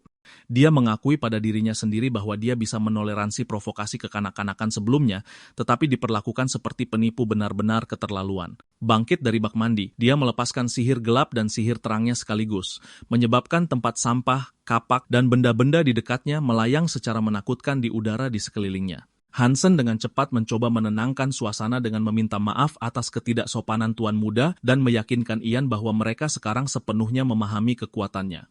Ian akhirnya sedikit rileks karena dia percaya pertunjukan ini seharusnya cukup untuk membuat Bernard mundur. Sayangnya, dia salah besar karena anak itu segera mengamuk lagi. Kali ini, Ian benar-benar mulai takut bahwa bangsawan manja itu mungkin benar-benar mencoba mengeksekusinya, membuatnya tidak punya banyak pilihan selain bekerja sama untuk saat ini. Keesokan harinya, Ian mengunjungi kastil, di mana penguasa Riverville secara pribadi minum teh bersamanya dan meminta maaf atas masalah yang disebabkan oleh perilaku putranya. Ian dengan sopan menjawab bahwa seharusnya dialah yang meminta maaf karena mungkin dia sendiri sudah bertindak terlalu jauh. Sang penguasa kemudian bertanya apakah Ian datang bersama rekannya, tetapi Ian menjelaskan bahwa dia saat ini memiliki urusan lain dan untuk sementara waktu tetap di penginapan. Kenyataannya, dia tahu bahwa Kathy berada di bawah perlindungan para ksatria demi keselamatannya sendiri. Percakapan segera beralih ke latar belakang Ian, dan sang penguasa menanyakan nama guru Ian. Ian menjawab bahwa gurunya adalah Tuan Elodie dan penguasa Riverville segera mengenali nama itu.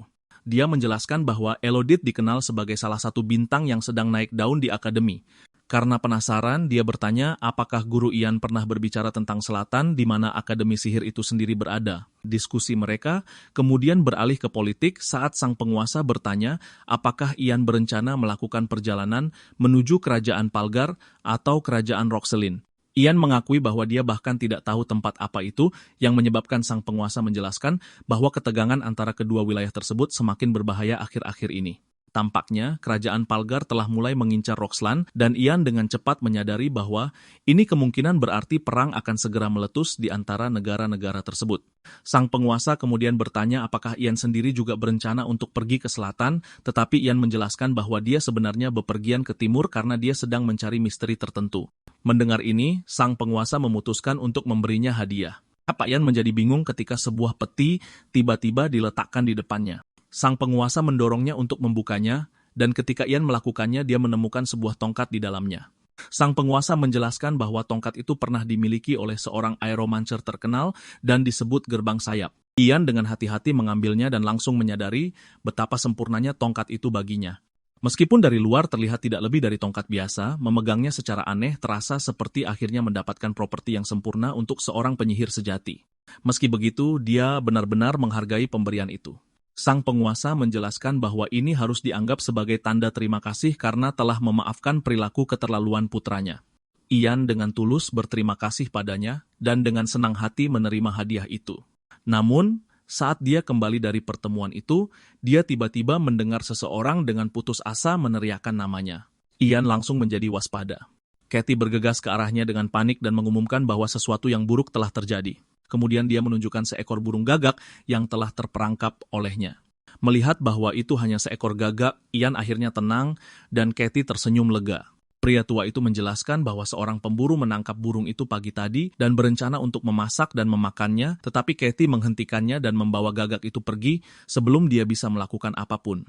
Ian menyadari bahwa Kathy benar-benar serius saat dia menjelaskan bahwa, baginya, burung itu mengingatkannya pada Ian karena mereka berdua berambut hitam dan entah bagaimana rasanya seperti takdir itu sendiri yang membawa gagak itu kepada mereka, jadi dia tidak akan pernah membiarkan seseorang memakan gagak seperti itu. Kathy praktis bersinar karena kegembiraan, sementara Ian meminta maaf kepada pria tua itu atas semua masalah yang disebabkannya dan dengan santai memberitahu mereka bahwa sebaiknya mereka tetap memakannya saja. Mendengar ini benar-benar menghancurkan hati Kathy, dan dia tidak percaya betapa dinginnya dia terhadap makhluk yang tak berdaya itu.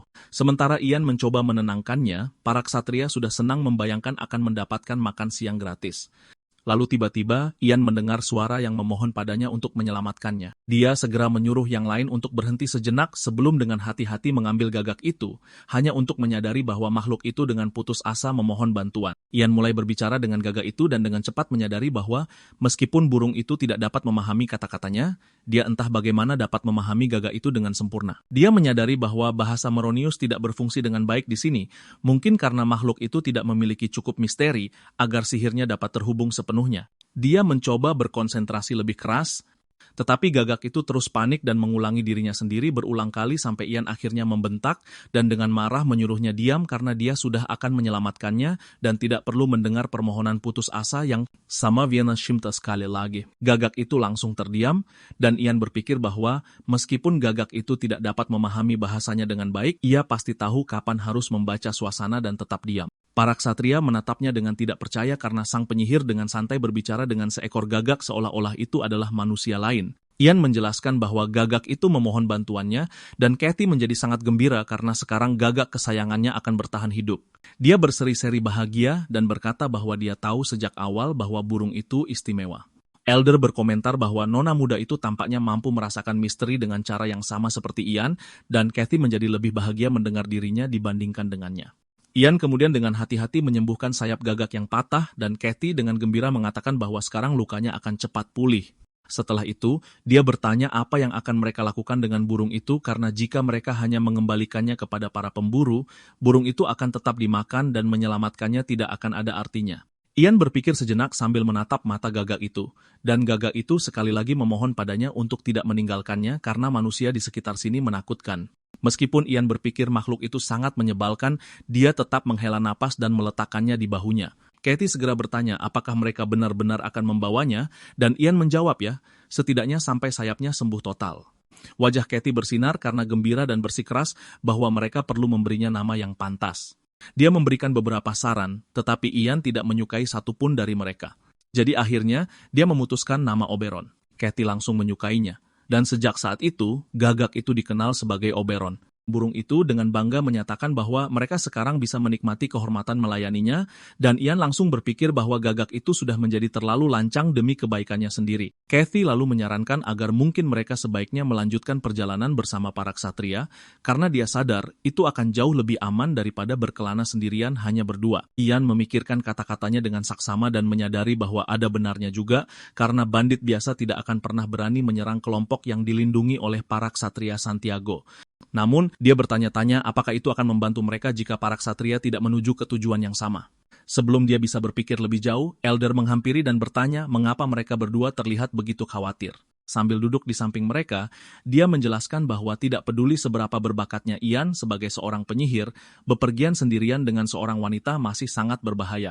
Karena itu, dia menawarkan sebuah kesepakatan mengenai monster berbahaya yang baru-baru ini muncul di wilayah Count Katina. Elder menjelaskan bahwa saat bepergian ke sana, para ksatria berencana untuk memburu makhluk yang dikenal sebagai Manticore, seekor binatang sihir brutal yang terkenal karena membantai manusia hanya untuk kesenangan. Anehnya, Ian sudah mengenali nama itu dan bertanya apakah Elder benar-benar mengharapkan bantuannya untuk melawan sesuatu yang begitu berbahaya. Elder dengan cepat menjelaskan bahwa mereka sebenarnya tidak ingin memaksanya bertarung dan tidak akan pernah menyeretnya ke dalam bahaya di luar kehendaknya. Meskipun jika Ian secara sukarela ingin membantu mereka, tidak ada yang akan menghentikannya. Ian langsung menolak karena dia tidak berniat mempertaruhkan nyawanya melawan monster mengerikan seperti itu. Namun, Elder dengan cepat menghentikannya dan mengklarifikasi bahwa alasan sebenarnya mereka membutuhkannya adalah sesuatu yang sama sekali berbeda. Dia menjelaskan bahwa ketika Ordo mengumumkan niat mereka untuk memburu Manticore, seorang pendeta dari wilayah Count Catina secara praktis memaksa seorang penyihir lokal untuk bekerja sama dengan mereka. Tentu saja, penyihir itu menjadi sangat tersinggung dengan perlakuan ini, dan sekarang para ksatria ingin Ian untuk menenangkan keadaan, karena Ian juga seorang penyihir. Elder percaya kata-katanya akan jauh lebih berbobot daripada apapun yang bisa dikatakan oleh para ksatria sendiri. Ian mempertimbangkan proposal itu dengan saksama dan menyadari bahwa itu sebenarnya bukan pengaturan yang buruk. Jika yang harus dia lakukan hanyalah menenangkan satu penyihir yang kesal, maka sebagai imbalannya, mereka mendapatkan perlindungan dan pengawalan dari seluruh Ordo Ksatria yang bisa sangat berguna bagi dia dan Kathy. Akhirnya, dia menerima tawaran itu. Segera setelah itu, mereka melanjutkan perjalanan bersama, dan Ian dengan cepat menyadari bahwa bepergian bersama para ksatria Santiago ternyata sangat nyaman. Para anggota Ordo adalah pria-pria disiplin dengan prinsip yang kuat, dan dibandingkan dengan kekacauan yang biasa dia alami, perjalanan itu menjadi hampir bebas stres. Namun, jika ada satu keluhan, itu adalah bahwa hampir setiap ksatria terus-menerus mencoba mengubah keyakinan dia dan Kathy menjadi agama mereka. Awalnya, percakapan itu bisa ditoleransi, tetapi tak lama kemudian, khotbah yang tak berkesudahan menjadi berulang-ulang, melelahkan, dan menjengkelkan karena Ian tidak tertarik meninggalkan kepercayaannya sendiri hanya karena orang lain bersikeras. Malamnya di perkemahan, Elder diam-diam duduk di sampingnya dan berkomentar bahwa itu sangat disayangkan. Ian langsung bertanya apa maksudnya. Elder menjelaskan bahwa seandainya saja Ian bisa mendengar suara Tuhan, maka mungkin dia bisa menjadi seorang pendeta untuk ordo tersebut. Dia menjelaskan bahwa pendeta pada dasarnya adalah penyihir gereja yang menggunakan misteri iman itu sendiri. Ian berpikir keras tentang kata-kata itu dan bertanya-tanya, jika seseorang benar bisa berbicara dengan Tuhan, maka mungkin dia akhirnya bisa bertanya tentang jendela status anehnya dan alasan dia direinkarnasi ke dunia ini. Karena penasaran, dia mendekati Dietrich dan bertanya apakah dia juga bisa mempelajari kitab suci mereka. Setelah beberapa waktu, Dietrich dengan sabar mengajari Ian cara membaca ayat-ayat dari kitab suci dan bahkan memujinya, karena begitu berpikiran terbuka terhadap keyakinan mereka. Namun, Ian tiba-tiba kehilangan minat dan Dietrich memperhatikan perubahan aneh pada ekspresinya dan bertanya apa yang salah.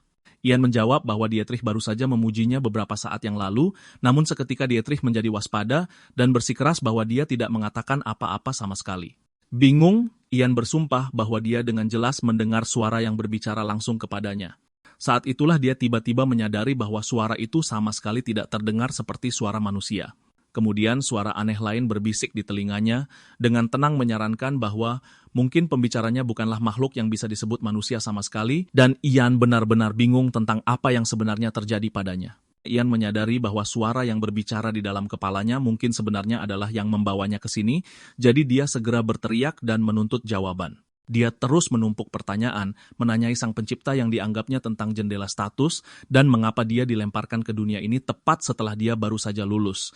Saat kejengkelannya terus meningkat, embusan angin tiba-tiba lewat dan begitu saja rasanya seolah-olah sang pencipta misterius telah pergi tanpa menjawab. Tokoh kita menjadi frustrasi dan mulai marah-marah, menuntut agar dia kembali dan menjawabnya dengan benar. Sementara itu, para ksatria Santiago berjuang untuk menahannya saat mereka praktis memohon agar dia tenang. Sesaat kemudian, Ian tiba-tiba mendapat ide dan dengan cepat membolak-balik kitab suci, berharap itu bisa memberinya kesempatan lain untuk mencapai suara itu lagi. Saat dia terus membaca, jendela status tiba-tiba muncul dengan notifikasi yang memberitahukan bahwa dia telah memperoleh keterampilan baru yang disebut seni suci. Dinyatakan bahwa keterampilan ini akan memungkinkannya untuk berkomunikasi dengan pencipta dunia ini. Tepat setelah itu, lebih banyak notifikasi mulai membanjiri, memberitahunya untuk menunjukkan minat yang lebih besar jika dia ingin memuaskan sang pencipta. Melihat semua ini, Ian mulai mempertanyakan apakah pemilik suara itu benar-benar orang yang menyeretnya ke dunia ini dan memberinya kemampuan ini. Semakin dia memikirkannya, semakin dia merasa seperti boneka yang dikendalikan dan ditertawakan. Dia ingin mempercepat semuanya dan menghadapinya secara langsung, tetapi level seni sucinya masih terlalu rendah untuk memulai percakapan yang sesungguhnya. Pada akhirnya, dia menyerah untuk saat ini, memutuskan bahwa dia harus mengungkap lebih banyak misteri dan mengumpulkan cukup poin untuk menaikkan level seni sucinya. Beberapa hari berlalu selama perjalanan mereka, dan pada satu titik, sekelompok bandit mencoba menyergap mereka. Para ksatria menangani para amatir yang lemah itu tanpa banyak kesulitan dan kemudian memeriksa keadaan Ian, menanyakan apakah dia baik-baik saja. Ian menjawab bahwa dia aman dan bertanya kepada Elder apakah dia baik-baik saja karena merekalah yang sebenarnya melakukan semua pertarungan.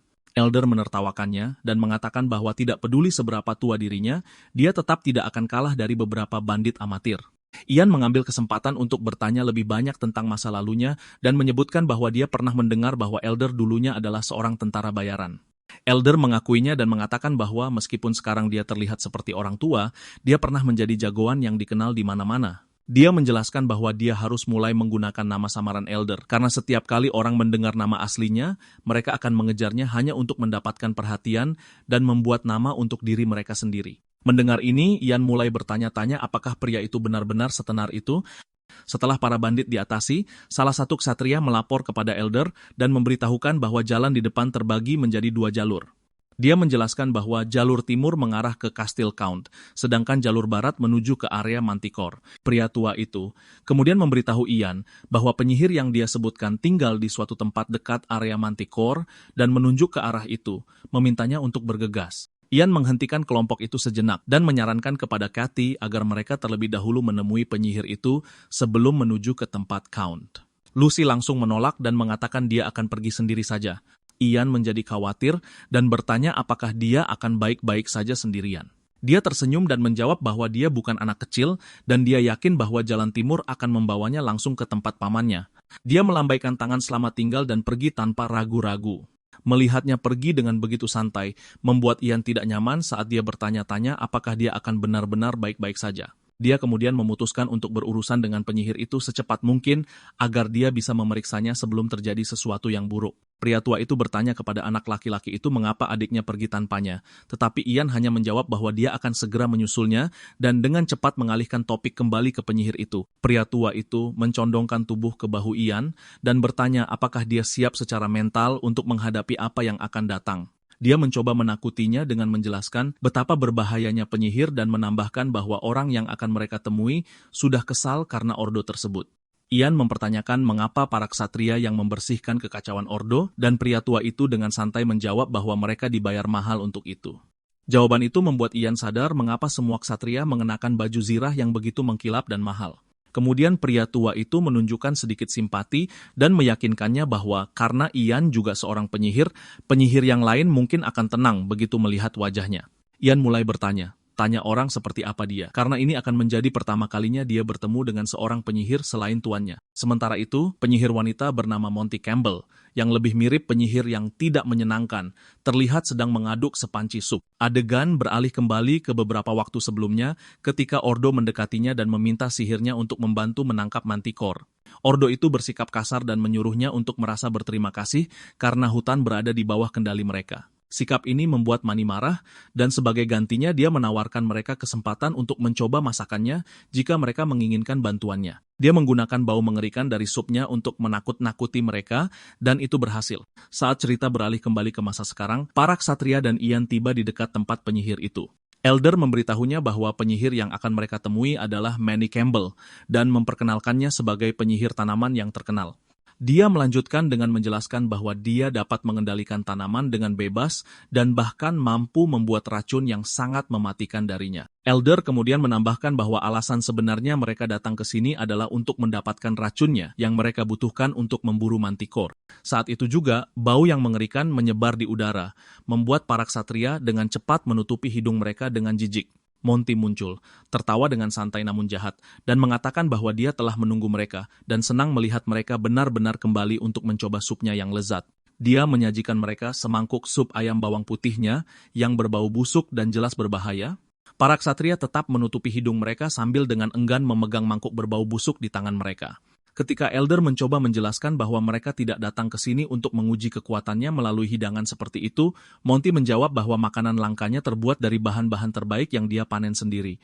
Dia kemudian memberitahu mereka bahwa mereka bebas pergi jika tidak ingin menerima keramahannya dan mencicipi masakannya. Sementara para ksatria berjuang dan bahkan mulai muntah karena bau dan rasanya, Ian dengan santai meminum sup itu dalam tegukan besar, menghabiskan satu mangkuk demi mangkuk tanpa ragu-ragu.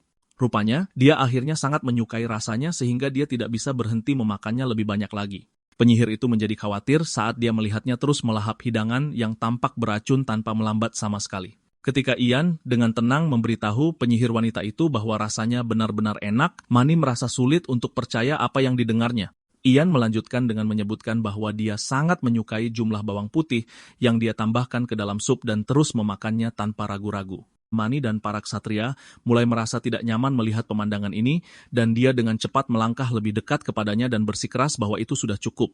Dia mengakui bahwa dalam 40 tahun menjadi penyihir tanaman, dia belum pernah bertemu seseorang yang sekonyol ini, lalu langsung menanyakan namanya. Begitu Ian mengungkapkan namanya, Manny jelas terkejut dan bergegas untuk memastikan apakah dia benar-benar murid dari pyromancer Elodith. Dia segera meminta maaf atas perlakuannya sebelumnya, dan untuk memperbaiki citranya, dia segera menyiapkan makanan mewah yang layak untuknya dan para ksatria. Ian masih lebih suka sup ayam, tetapi dia memilih untuk mengikuti situasi daripada membuat keributan tentang hal itu. Manny kemudian beralih ke nada yang lebih serius dan bertanya apakah mereka berencana untuk memburu mantikor. Dia memperingatkan mereka bahwa itu adalah tugas yang berbahaya, mengingatkan mereka bagaimana binatang bersayap itu telah memusnahkan beberapa pemburu yang sebelumnya dikirim oleh Count Karina. Pria tua itu menjawab bahwa dia lebih dari siap untuk tugas itu. Melihat kepercayaan dirinya, penyihir itu bertanya apakah dia pernah mengalahkan mantikor sebelumnya. Pria tua itu mengangguk dan menjawab bahwa dia pernah, tapi itu sudah lama sekali saat dia masih muda. Dia kemudian beralih ke Ian dan bertanya apakah dia pernah menghadapinya sendiri, menambahkan bahwa dia berharap Ian menjadi penyihir yang layak, mengingat dia dilatih oleh seorang pyromancer legendaris. Dia melanjutkan dengan meminta Ian untuk membantu para ksatria juga. Mendengar ini, anak kita melayang ke dalam pikirannya. Dia teringat bagaimana gurunya pernah mengajarinya bahwa seorang penyihir harus melibatkan diri dalam masalah orang lain, meskipun itu bertentangan dengan keinginannya sendiri, dan bahwa masalah seperti itu harus selalu ditanggapi dengan serius. Saat merenungkan kata-kata itu, Ian juga merasa tidak ada alasan nyata baginya untuk bersusah payah memburu singa bersayap yang berbahaya. Namun, pikiran untuk menolak permintaan itu dan membuat rumor menyebar tentangnya di kalangan penyihir mulai membuatnya ragu-ragu. Lingkaran penyihir adalah organisasi yang dibentuk untuk menjaga penggunaan misteri yang tepat, dan Ian tidak ingin merusak posisinya di sana. Dia khawatir jika menolaknya akan membuat gurunya marah dan bahkan bisa membuat penyihir lain menolak membantunya saat dia membutuhkan mereka. Melihat bahwa dia tidak punya pilihan lain, Ian setuju untuk menemani mereka berburu. Keesokan harinya, dia bepergian bersama Manny dan para ksatria menuju hutan sambil berharap Kathy akan baik-baik saja sendirian. Saat dia memikirkan Kathy, gagak peliharaannya, Oberon, kembali dan memberitahunya bahwa dia telah menemukan singa bersayap itu menunjukkan arah tepatnya. Ketika Ian melaporkan hal ini kepada pria tua itu, dia menjadi terkesan dengan cara Ian menggunakan gagak untuk mengintai. Selama perjalanan mereka, Ian berhasil membiasakan Oberon dengan ucapan manusia yang memungkinkannya berkomunikasi secara langsung. Saat mereka bergerak lebih dekat, pemimpin ksatria Santiago mulai merasakan tekanan aneh di udara dan menjadi lebih waspada. Ian kemudian bertanya apakah pria tua itu bisa mencoba membujuk Mantikore karena secara teknis itu juga monster. Pria tua itu tidak tahu bagaimana harus merespons, sementara Manny langsung tidak setuju dan mengatakan singa bersayap itu bukanlah sesuatu yang bisa diajak bicara dengan mudah. Dia sedikit panik dan bertanya apa yang Ian ketahui tentang pemanggilan, memperingatkannya bahwa dia akan melaporkannya kepada gurunya jika dia benar-benar mencoba hal seperti itu. Ian sejenak bertanya-tanya apakah setidaknya dia seharusnya mendapatkan semacam pujian atas usahanya.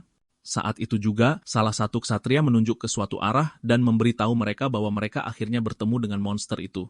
Semua orang diam seperti patung, tidak berani bergerak sedikit pun. Anak kita menyuruh yang lain untuk tidak bergerak sama sekali dan tetap berada di dekatnya. Saat itu juga, Dietrich menghampiri pria tua itu dan mengatakan senjata beracun sudah siap sambil menyerahkan beberapa anak panah yang dilapisi cairan mematikan. Pemimpin kesatria itu kemudian memerintahkan anak buahnya untuk menembak dan serentetan anak panah melesat melewatinya. Sementara itu, Ian menyaksikan seluruh situasi berlangsung tanpa mengucapkan sepatah kata pun.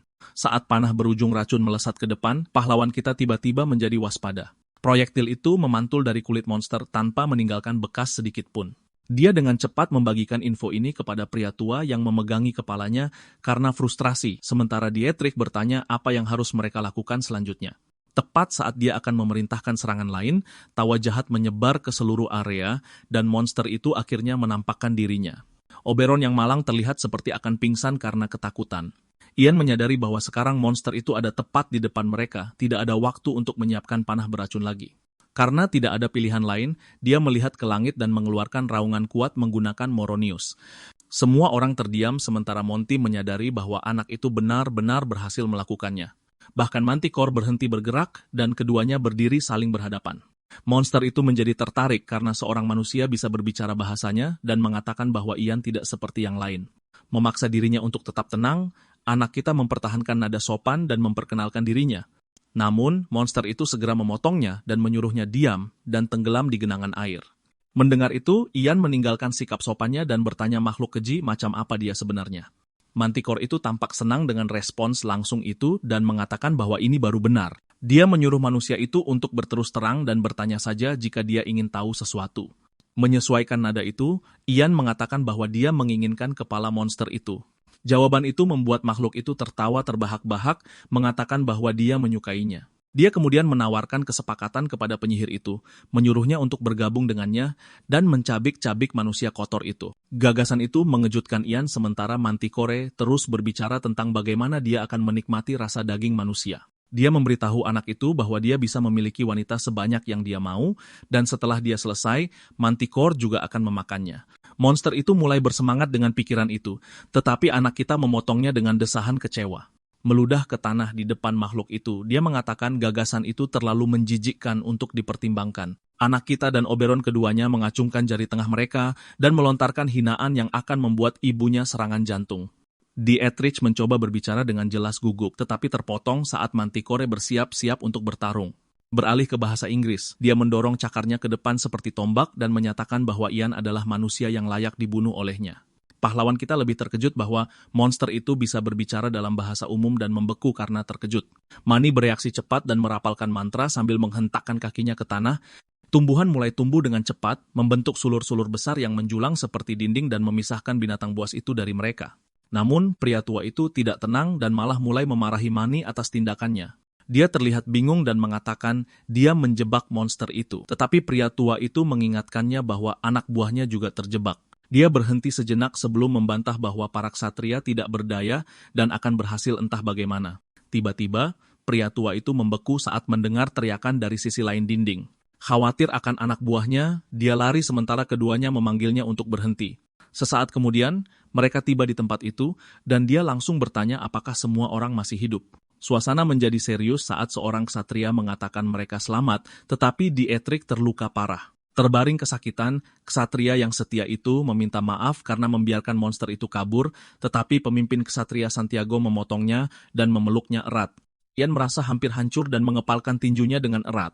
Setelah dilahirkan kembali, dia tidak pernah menyangka akan melihat seseorang mati tepat di depannya, terutama seseorang seperti Dietrich. Kenangan masa lalu mulai melintas di benaknya saat dia berjuang untuk menerima betapa nyata semua ini terasa. Akhirnya menjadi jelas baginya bahwa di dunia ini, monster dan perang adalah hal yang normal. Kematian yang pernah hanya dia baca dalam cerita sekarang terjadi di depan matanya. Menolak untuk berdiri di sana tanpa melakukan apa-apa, dia menyesuaikan jubahnya dan berjalan menuju sekutunya yang jatuh. Berlutut di sampingnya, dia bertanya kepada Dietrich apakah dia ingat apa yang diajarkan selama pelajaran Alkitab, bahwa jika seseorang benar-benar percaya dan berdoa dengan tulus, surga akan menemukan jalan. Kata-kata itu membuat air mata mengalir di mata ksatria itu saat dia menjawab ya. Ian kemudian mengatakan mereka harus berdoa bersama saat cahaya biru mulai menyebar di sekitar mereka. Dalam benaknya, dia berseru ke surga, mengatakan bahwa pengikut setia mereka sedang sekarat tanpa daya di depan mereka, dan bertanya apakah mereka tidak akan melakukan apa-apa. Sebuah suara menjawab bahwa panggilannya telah didengar dan menawarkan untuk melakukan sesuatu karena Ian memintanya dengan sangat baik. Seluruh area dipenuhi dengan cahaya biru, membutakan semua orang untuk sementara. Pria tua itu memanggilnya, tetapi kemudian suaranya menghilang sebelum dia bisa selesai. Sementara itu, pahlawan kita melepaskan tangan rekannya dan melihat tangannya sendiri, tidak yakin apa yang sedang terjadi. Adegan kemudian beralih ke tempat surgawi yang cerah, di mana sebuah suara memanggil Dietrich dan menyuruhnya untuk bangun. Seorang wanita berpakaian putih mengulurkan tangannya ke arahnya, yang membuatnya terkejut. Pria itu menyadari bahwa ini pastilah sang pencipta yang selama ini dia doakan. Saat dia turun dan berdiri di hadapannya, dia mengatakan kepadanya bahwa dia senang melihatnya di sini. Dietrich segera menundukkan kepalanya dan merasa kewalahan dengan apa yang sedang terjadi. Wanita suci itu memberitahunya bahwa pekerjaan hidupnya belum selesai. Dia terlihat bingung dan mengulangi kata-katanya, mencoba memahaminya. Namun, Wanita suci itu mengulurkan tangannya lagi dan menyuruhnya untuk menyebarkan pesannya lebih jauh lagi dan membantu mereka yang membutuhkan. Yang terpenting, dia memberitahu ksatria yang setia itu bahwa dia harus membantu rasulnya, Ian. Saat itu juga, Dietrich bangun di dunia nyata saat tuannya memanggil namanya. Dia duduk dan bertanya apa yang baru saja terjadi. Anak kita menyebut namanya saat dia menghampirinya dan bertanya bagaimana rasanya dilahirkan kembali. Ksatria itu langsung mulai menangis dan memegang tangan Ian dengan erat. Dia mengatakan bahwa pahlawan kita menyelamatkannya karena Sang Pencipta pasti telah memerintahkannya. Pahlawan kita tersenyum gugup dan ingat bahwa dia hanya bisa menggunakan seni suci karena wanita suci itu mengizinkannya meminjam kekuatannya. Dia bertanya bagaimana ksatria itu tahu dan menjelaskan bahwa wanita suci itu memberitahunya bahwa Dietrich masih memiliki banyak hal yang harus dilakukan di dunia ini. Mengingat kata-kata dari makhluk agung itu, ksatria itu berteriak kegirangan dan mulai memanggil Ian sebagai rasul suci. Ksatria lain berasumsi bahwa dia mungkin terkena pukulan di kepala dan setuju untuk mengawasinya untuk sementara waktu. Menyaksikan adegan itu, Mani berkomentar bahwa mereka terlihat sangat ceria untuk orang-orang yang hampir mati beberapa saat yang lalu. Melihat anak buahnya kembali dalam kondisi baik, pria tua itu bertanya apakah mereka siap untuk melawan Manticore lagi. Pahlawan kita mengirim Oberon ke depan untuk mengintai area terlebih dahulu agar mereka bisa lebih memahami situasi. Pemimpin ksatria menjadi khawatir sesuatu akan terjadi pada burung itu, tetapi Ian menepis kekhawatiran itu, membuatnya bingung. Pahlawan kita memberitahu pasukannya bahwa Manticore bukanlah preman rendahan biasa, jadi mereka harus bersiap penuh untuk menghadapinya. Adegan kemudian beralih ke Manticore, yang sibuk menyerang kota terdekat dan mengejar manusia di jalanan. Seorang pemuda sedang menuntun ayahnya menjauh dari monster itu, tetapi pria tua itu tiba-tiba terpeleset dan jatuh ke tanah. Anaknya memanggilnya, tetapi sudah terlambat karena Manticore bergerak untuk membunuhnya. Sebelum monster itu bisa menggigit, pemuda itu mengambil garu rumput dan mencoba menakut-nakutinya agar menjauh dari ayahnya. Dia mengangkat senjata itu meskipun seluruh tubuhnya bergetar hebat. Manticore mengerti bahwa pria tua itu adalah ayahnya dan memberinya penawaran. Dia menyuruh pria itu untuk membunuh ayahnya sendiri dan sebagai imbalannya, dia akan mengampuni semua orang di area itu. Pemuda itu menolak tawaran itu dan menyuruh monster itu mati. Manticore itu tampaknya tidak terganggu sama sekali dengan respons itu. Dia mengangkat cakarnya tinggi-tinggi dan bersiap untuk mencabik-cabik mereka. Ayah dan anak itu saling berpegangan, siap menerima akhir mereka. Tetapi pada saat itu, sebuah panah melesat dan mengenai mata monster itu. Pemimpin ksatria Santiago bergegas maju dan menangkis serangan yang datang sementara Manticore berteriak kesakitan. Ayah dan anak itu akhirnya bisa bernapas sejenak saat ksatria tua itu berteriak agar anak buahnya bersiap. Para prajurit bergerak cepat, sementara Manticore memelototi mereka dan berteriak bahwa mereka sedang menuju kematian mereka. Namun, Ian memanggil monster itu dan menyebutnya bodoh. Setelah menguasai seni rahasia memancing amarah, dia mengklaim Manticore hanya menunda kekalahannya yang tak terhindarkan. Monster itu balas berteriak menyuruhnya diam, tetapi pahlawan kita melanjutkan dan bertanya-tanya apakah seperti ini suara anjing yang kalah. Pancingan amarah itu berhasil saat Manticore menyerbu lurus ke arah Ian dengan kecepatan penuh. Pada saat terakhir, pahlawan kita tersenyum saat Mani melangkah maju dan mengangkat tongkatnya.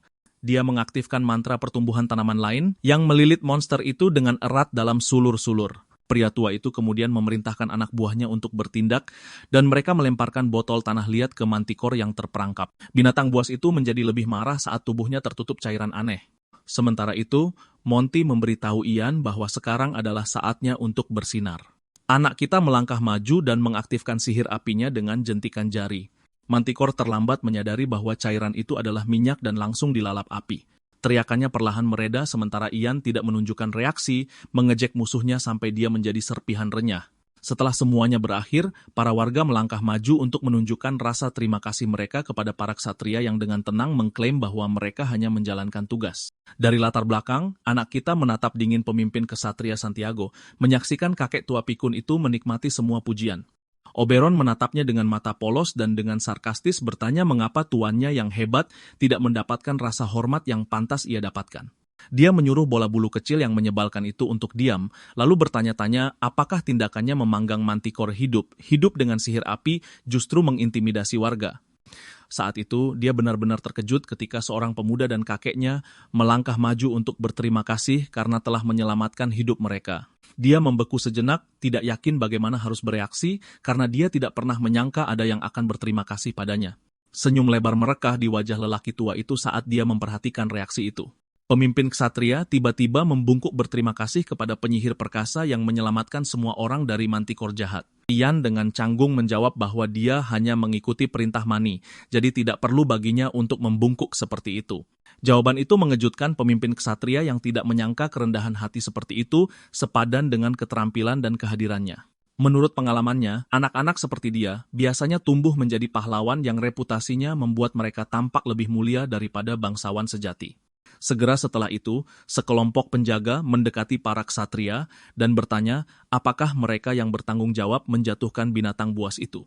Bukannya menjawab langsung, pemimpin ksatria Santiago menuntut agar orang-orang bodoh itu menyatakan identitas mereka terlebih dahulu. Para pria itu meminta maaf dan menjelaskan bahwa mereka adalah penjaga dari Kastil Count. Anak kita terkejut ketika mereka mengundang keduanya langsung ke Kastil Count. Di kediaman Count, para ksatria disambut dengan perjamuan yang layak atas pencapaian mereka. Paman Lucy yang mabuk dengan keras memuji rasa keadilan mereka yang kuat, memuji mereka karena tanpa takut membantai binatang buas yang berbahaya. Pria tua itu menyeringai, dan dengan santai mengklaim itu bukan hal istimewa bagi prajurit setingkat mereka. Kata-katanya jelas membuat Count sedikit cemburu, berharap dia memiliki penjaga seperti mereka yang melindungi tanah miliknya. Pria itu mengabaikan fakta bahwa penjaganya sendiri berdiri di sana mendengarkan. Selanjutnya, dia mulai menjilat si penyihir, berjanji akan melakukan semua yang dia bisa untuk memastikan tidak ada pendeta yang pernah menginjakan kaki di hutannya lagi. Kemudian ekspresinya tiba-tiba menjadi serius saat dia menatap Ian, menyebutkan bahwa dia telah mendengar cukup banyak tentangnya dari keponakannya. Pria itu tertegun ketika melihat anak itu terlalu sibuk memasukkan daging dan roti ke mulutnya, sampai tidak menyadari sedang diajak bicara. Ketika teman kecilnya akhirnya menunjukkan bahwa pria yang tampak penting itu sedang berbicara dengannya, Ian menatap dingin pada bajingan yang baru saja menyela santapan 3 hidangan mewahnya. Dengan kuat memegang sepotong roti seolah-olah miliknya, dia dengan santai meminta maaf karena tidak memperhatikan karena makanannya terlalu enak untuk diabaikan. Mendengar itu, Count berpura-pura mengabaikan sikap tidak hormatnya sebelumnya. Sebaliknya, pria itu memujinya karena telah menjaga Lucy tetap aman. Sebagai hadiah, dia memerintahkan kepala pelayannya untuk membuka sebuah peti. Di dalamnya, ada sebuah gulungan sihir yang bersinar terang.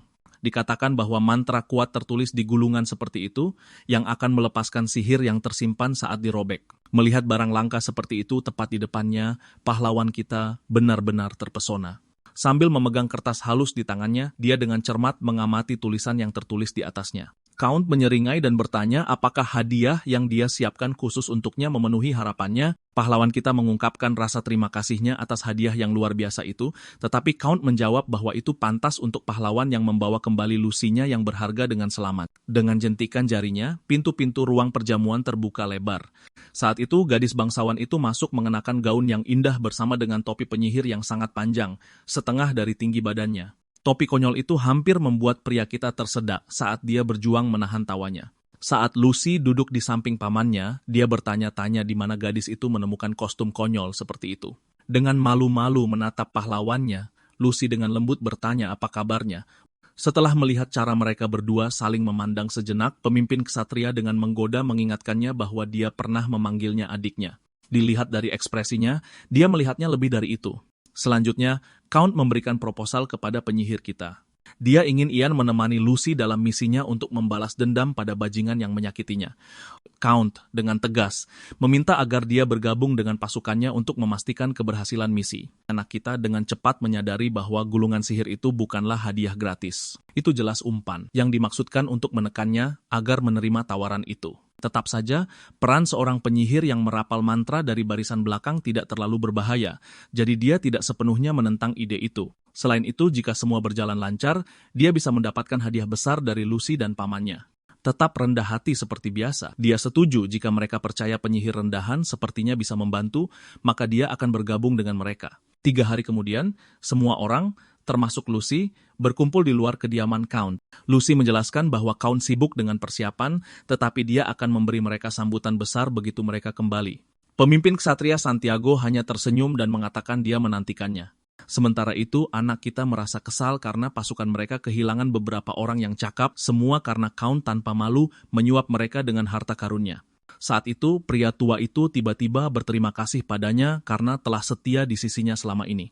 Dia berjanji bahwa ada kejutan menantinya ketika dia mengunjungi Pulau Trifar. Melihatnya bingung dengan nama yang tidak dikenal itu, sang pemimpin menjelaskan bahwa itu adalah pulau terapung di Laut Koral dan penduduk setempat akan menyambutnya dengan hangat jika dia menyebut nama Salvador. Terkejut, Ian bertanya apakah Salvador adalah nama aslinya. Memutuskan akhirnya tiba waktunya untuk mengungkapkannya.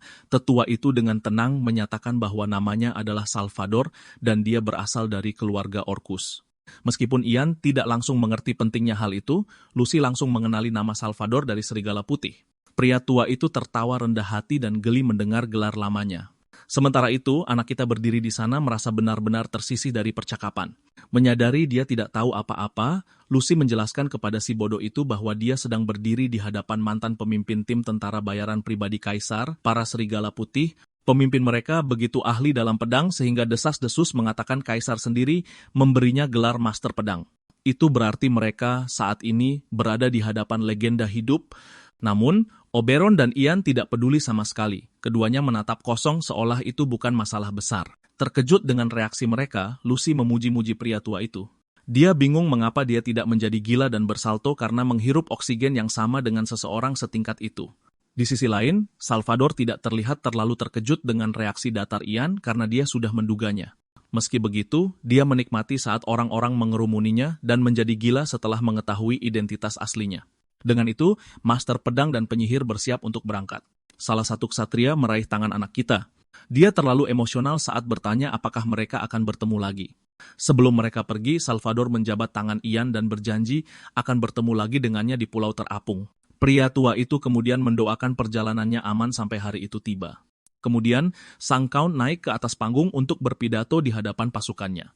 Setiap langkah terasa lebih berat saat ingatan akan permintaan keponakannya untuk membalaskan dendam ibunya terlintas di benaknya. Tak pernah terbayangkan olehnya Grim akan mendekati Lucy setelah apa yang telah dilakukannya pada ibunya. Meski begitu, menikahkan Lucy dengan salah satu pengikutnya yang terpercaya akan mengubahnya menjadi perisai politik yang kuat. Wilayahnya akan menjadi jauh lebih aman, dan dia akan mendapatkan lebih banyak kendali atas baroni. Dengan pemikiran itu, pria licik itu berencana untuk berbicara secara pribadi dengan keponakannya begitu keadaan tenang.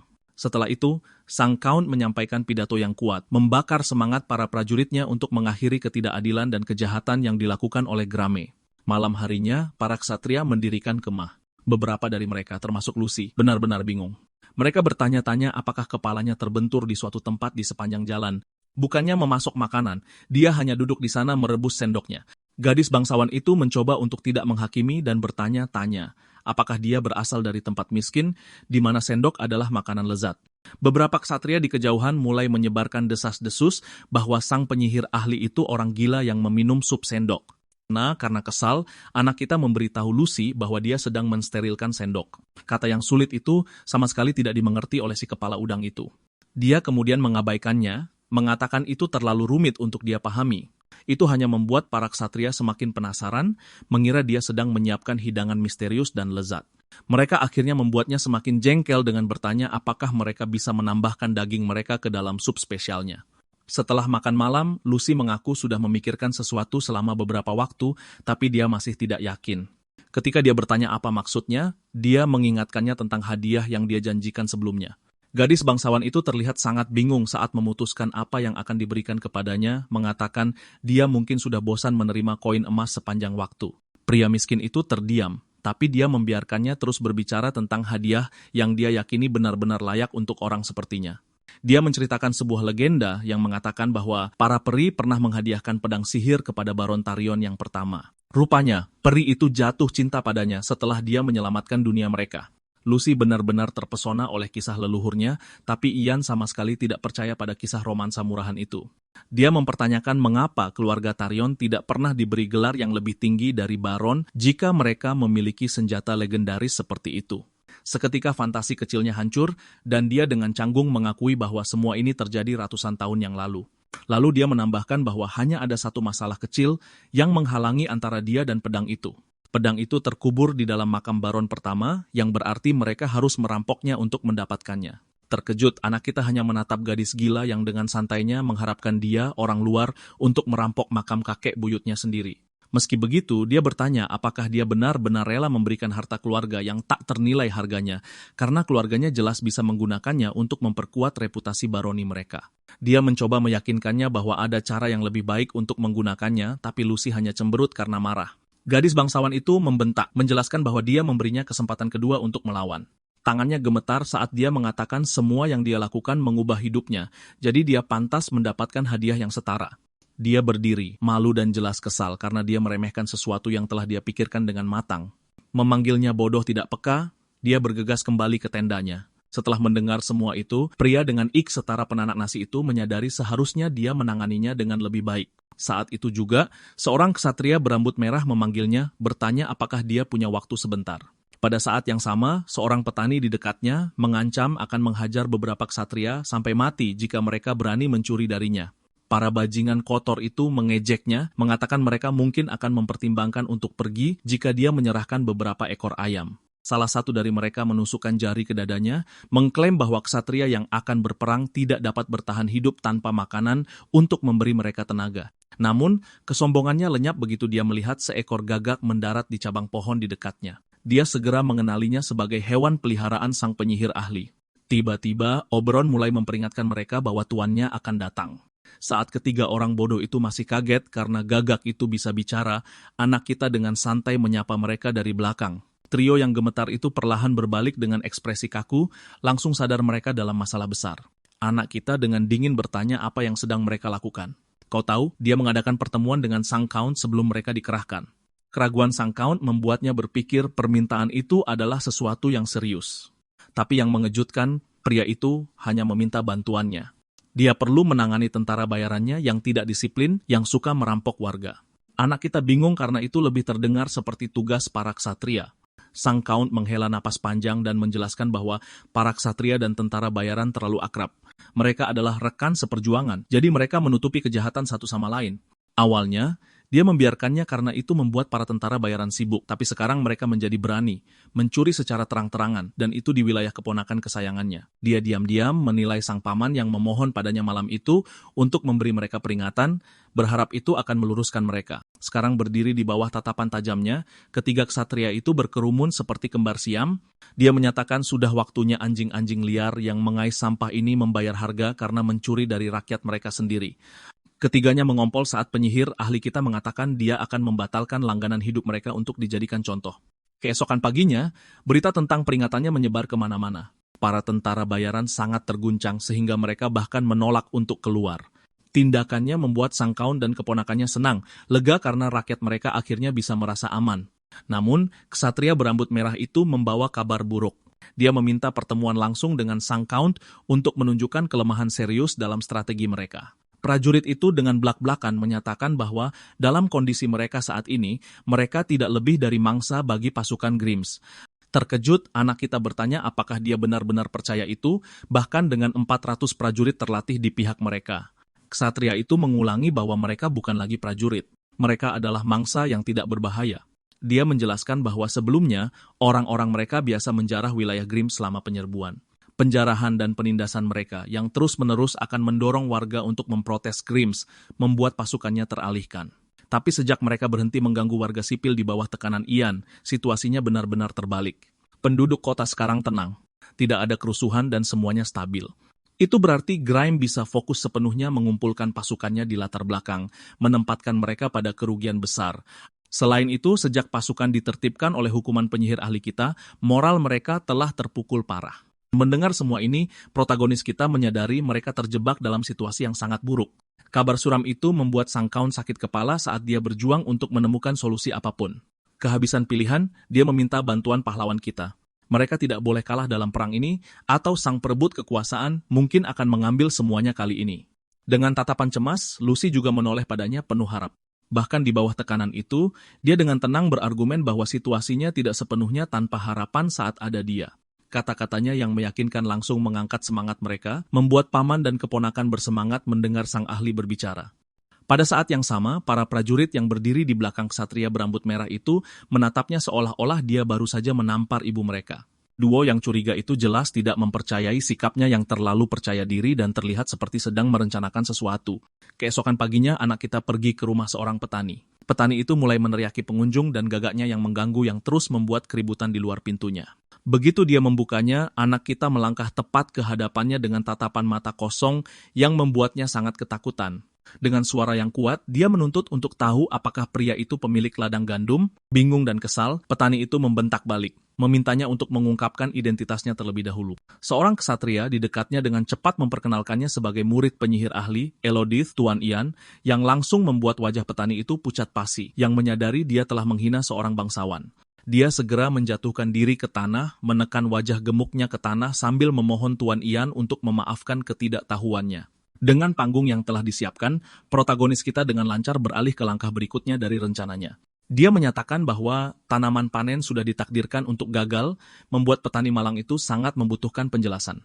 Menghentakkan tongkatnya keras ke tanah, dia meraung bahwa kutukan Baron pertama Tarion telah menimpa gandumnya. Benar-benar mendalami perannya. Dia merendahkan suaranya dan menjelaskan bahwa kutukan itu menyerang tanah manapun yang diambil dari pemilik yang sah. Berpikir seluruh mata pencahariannya akan lenyap, petani itu dengan putus asa memohon solusi atau setidaknya sesuatu yang bisa dia lakukan. Saat itu juga, anak kita menyuruhnya untuk diam.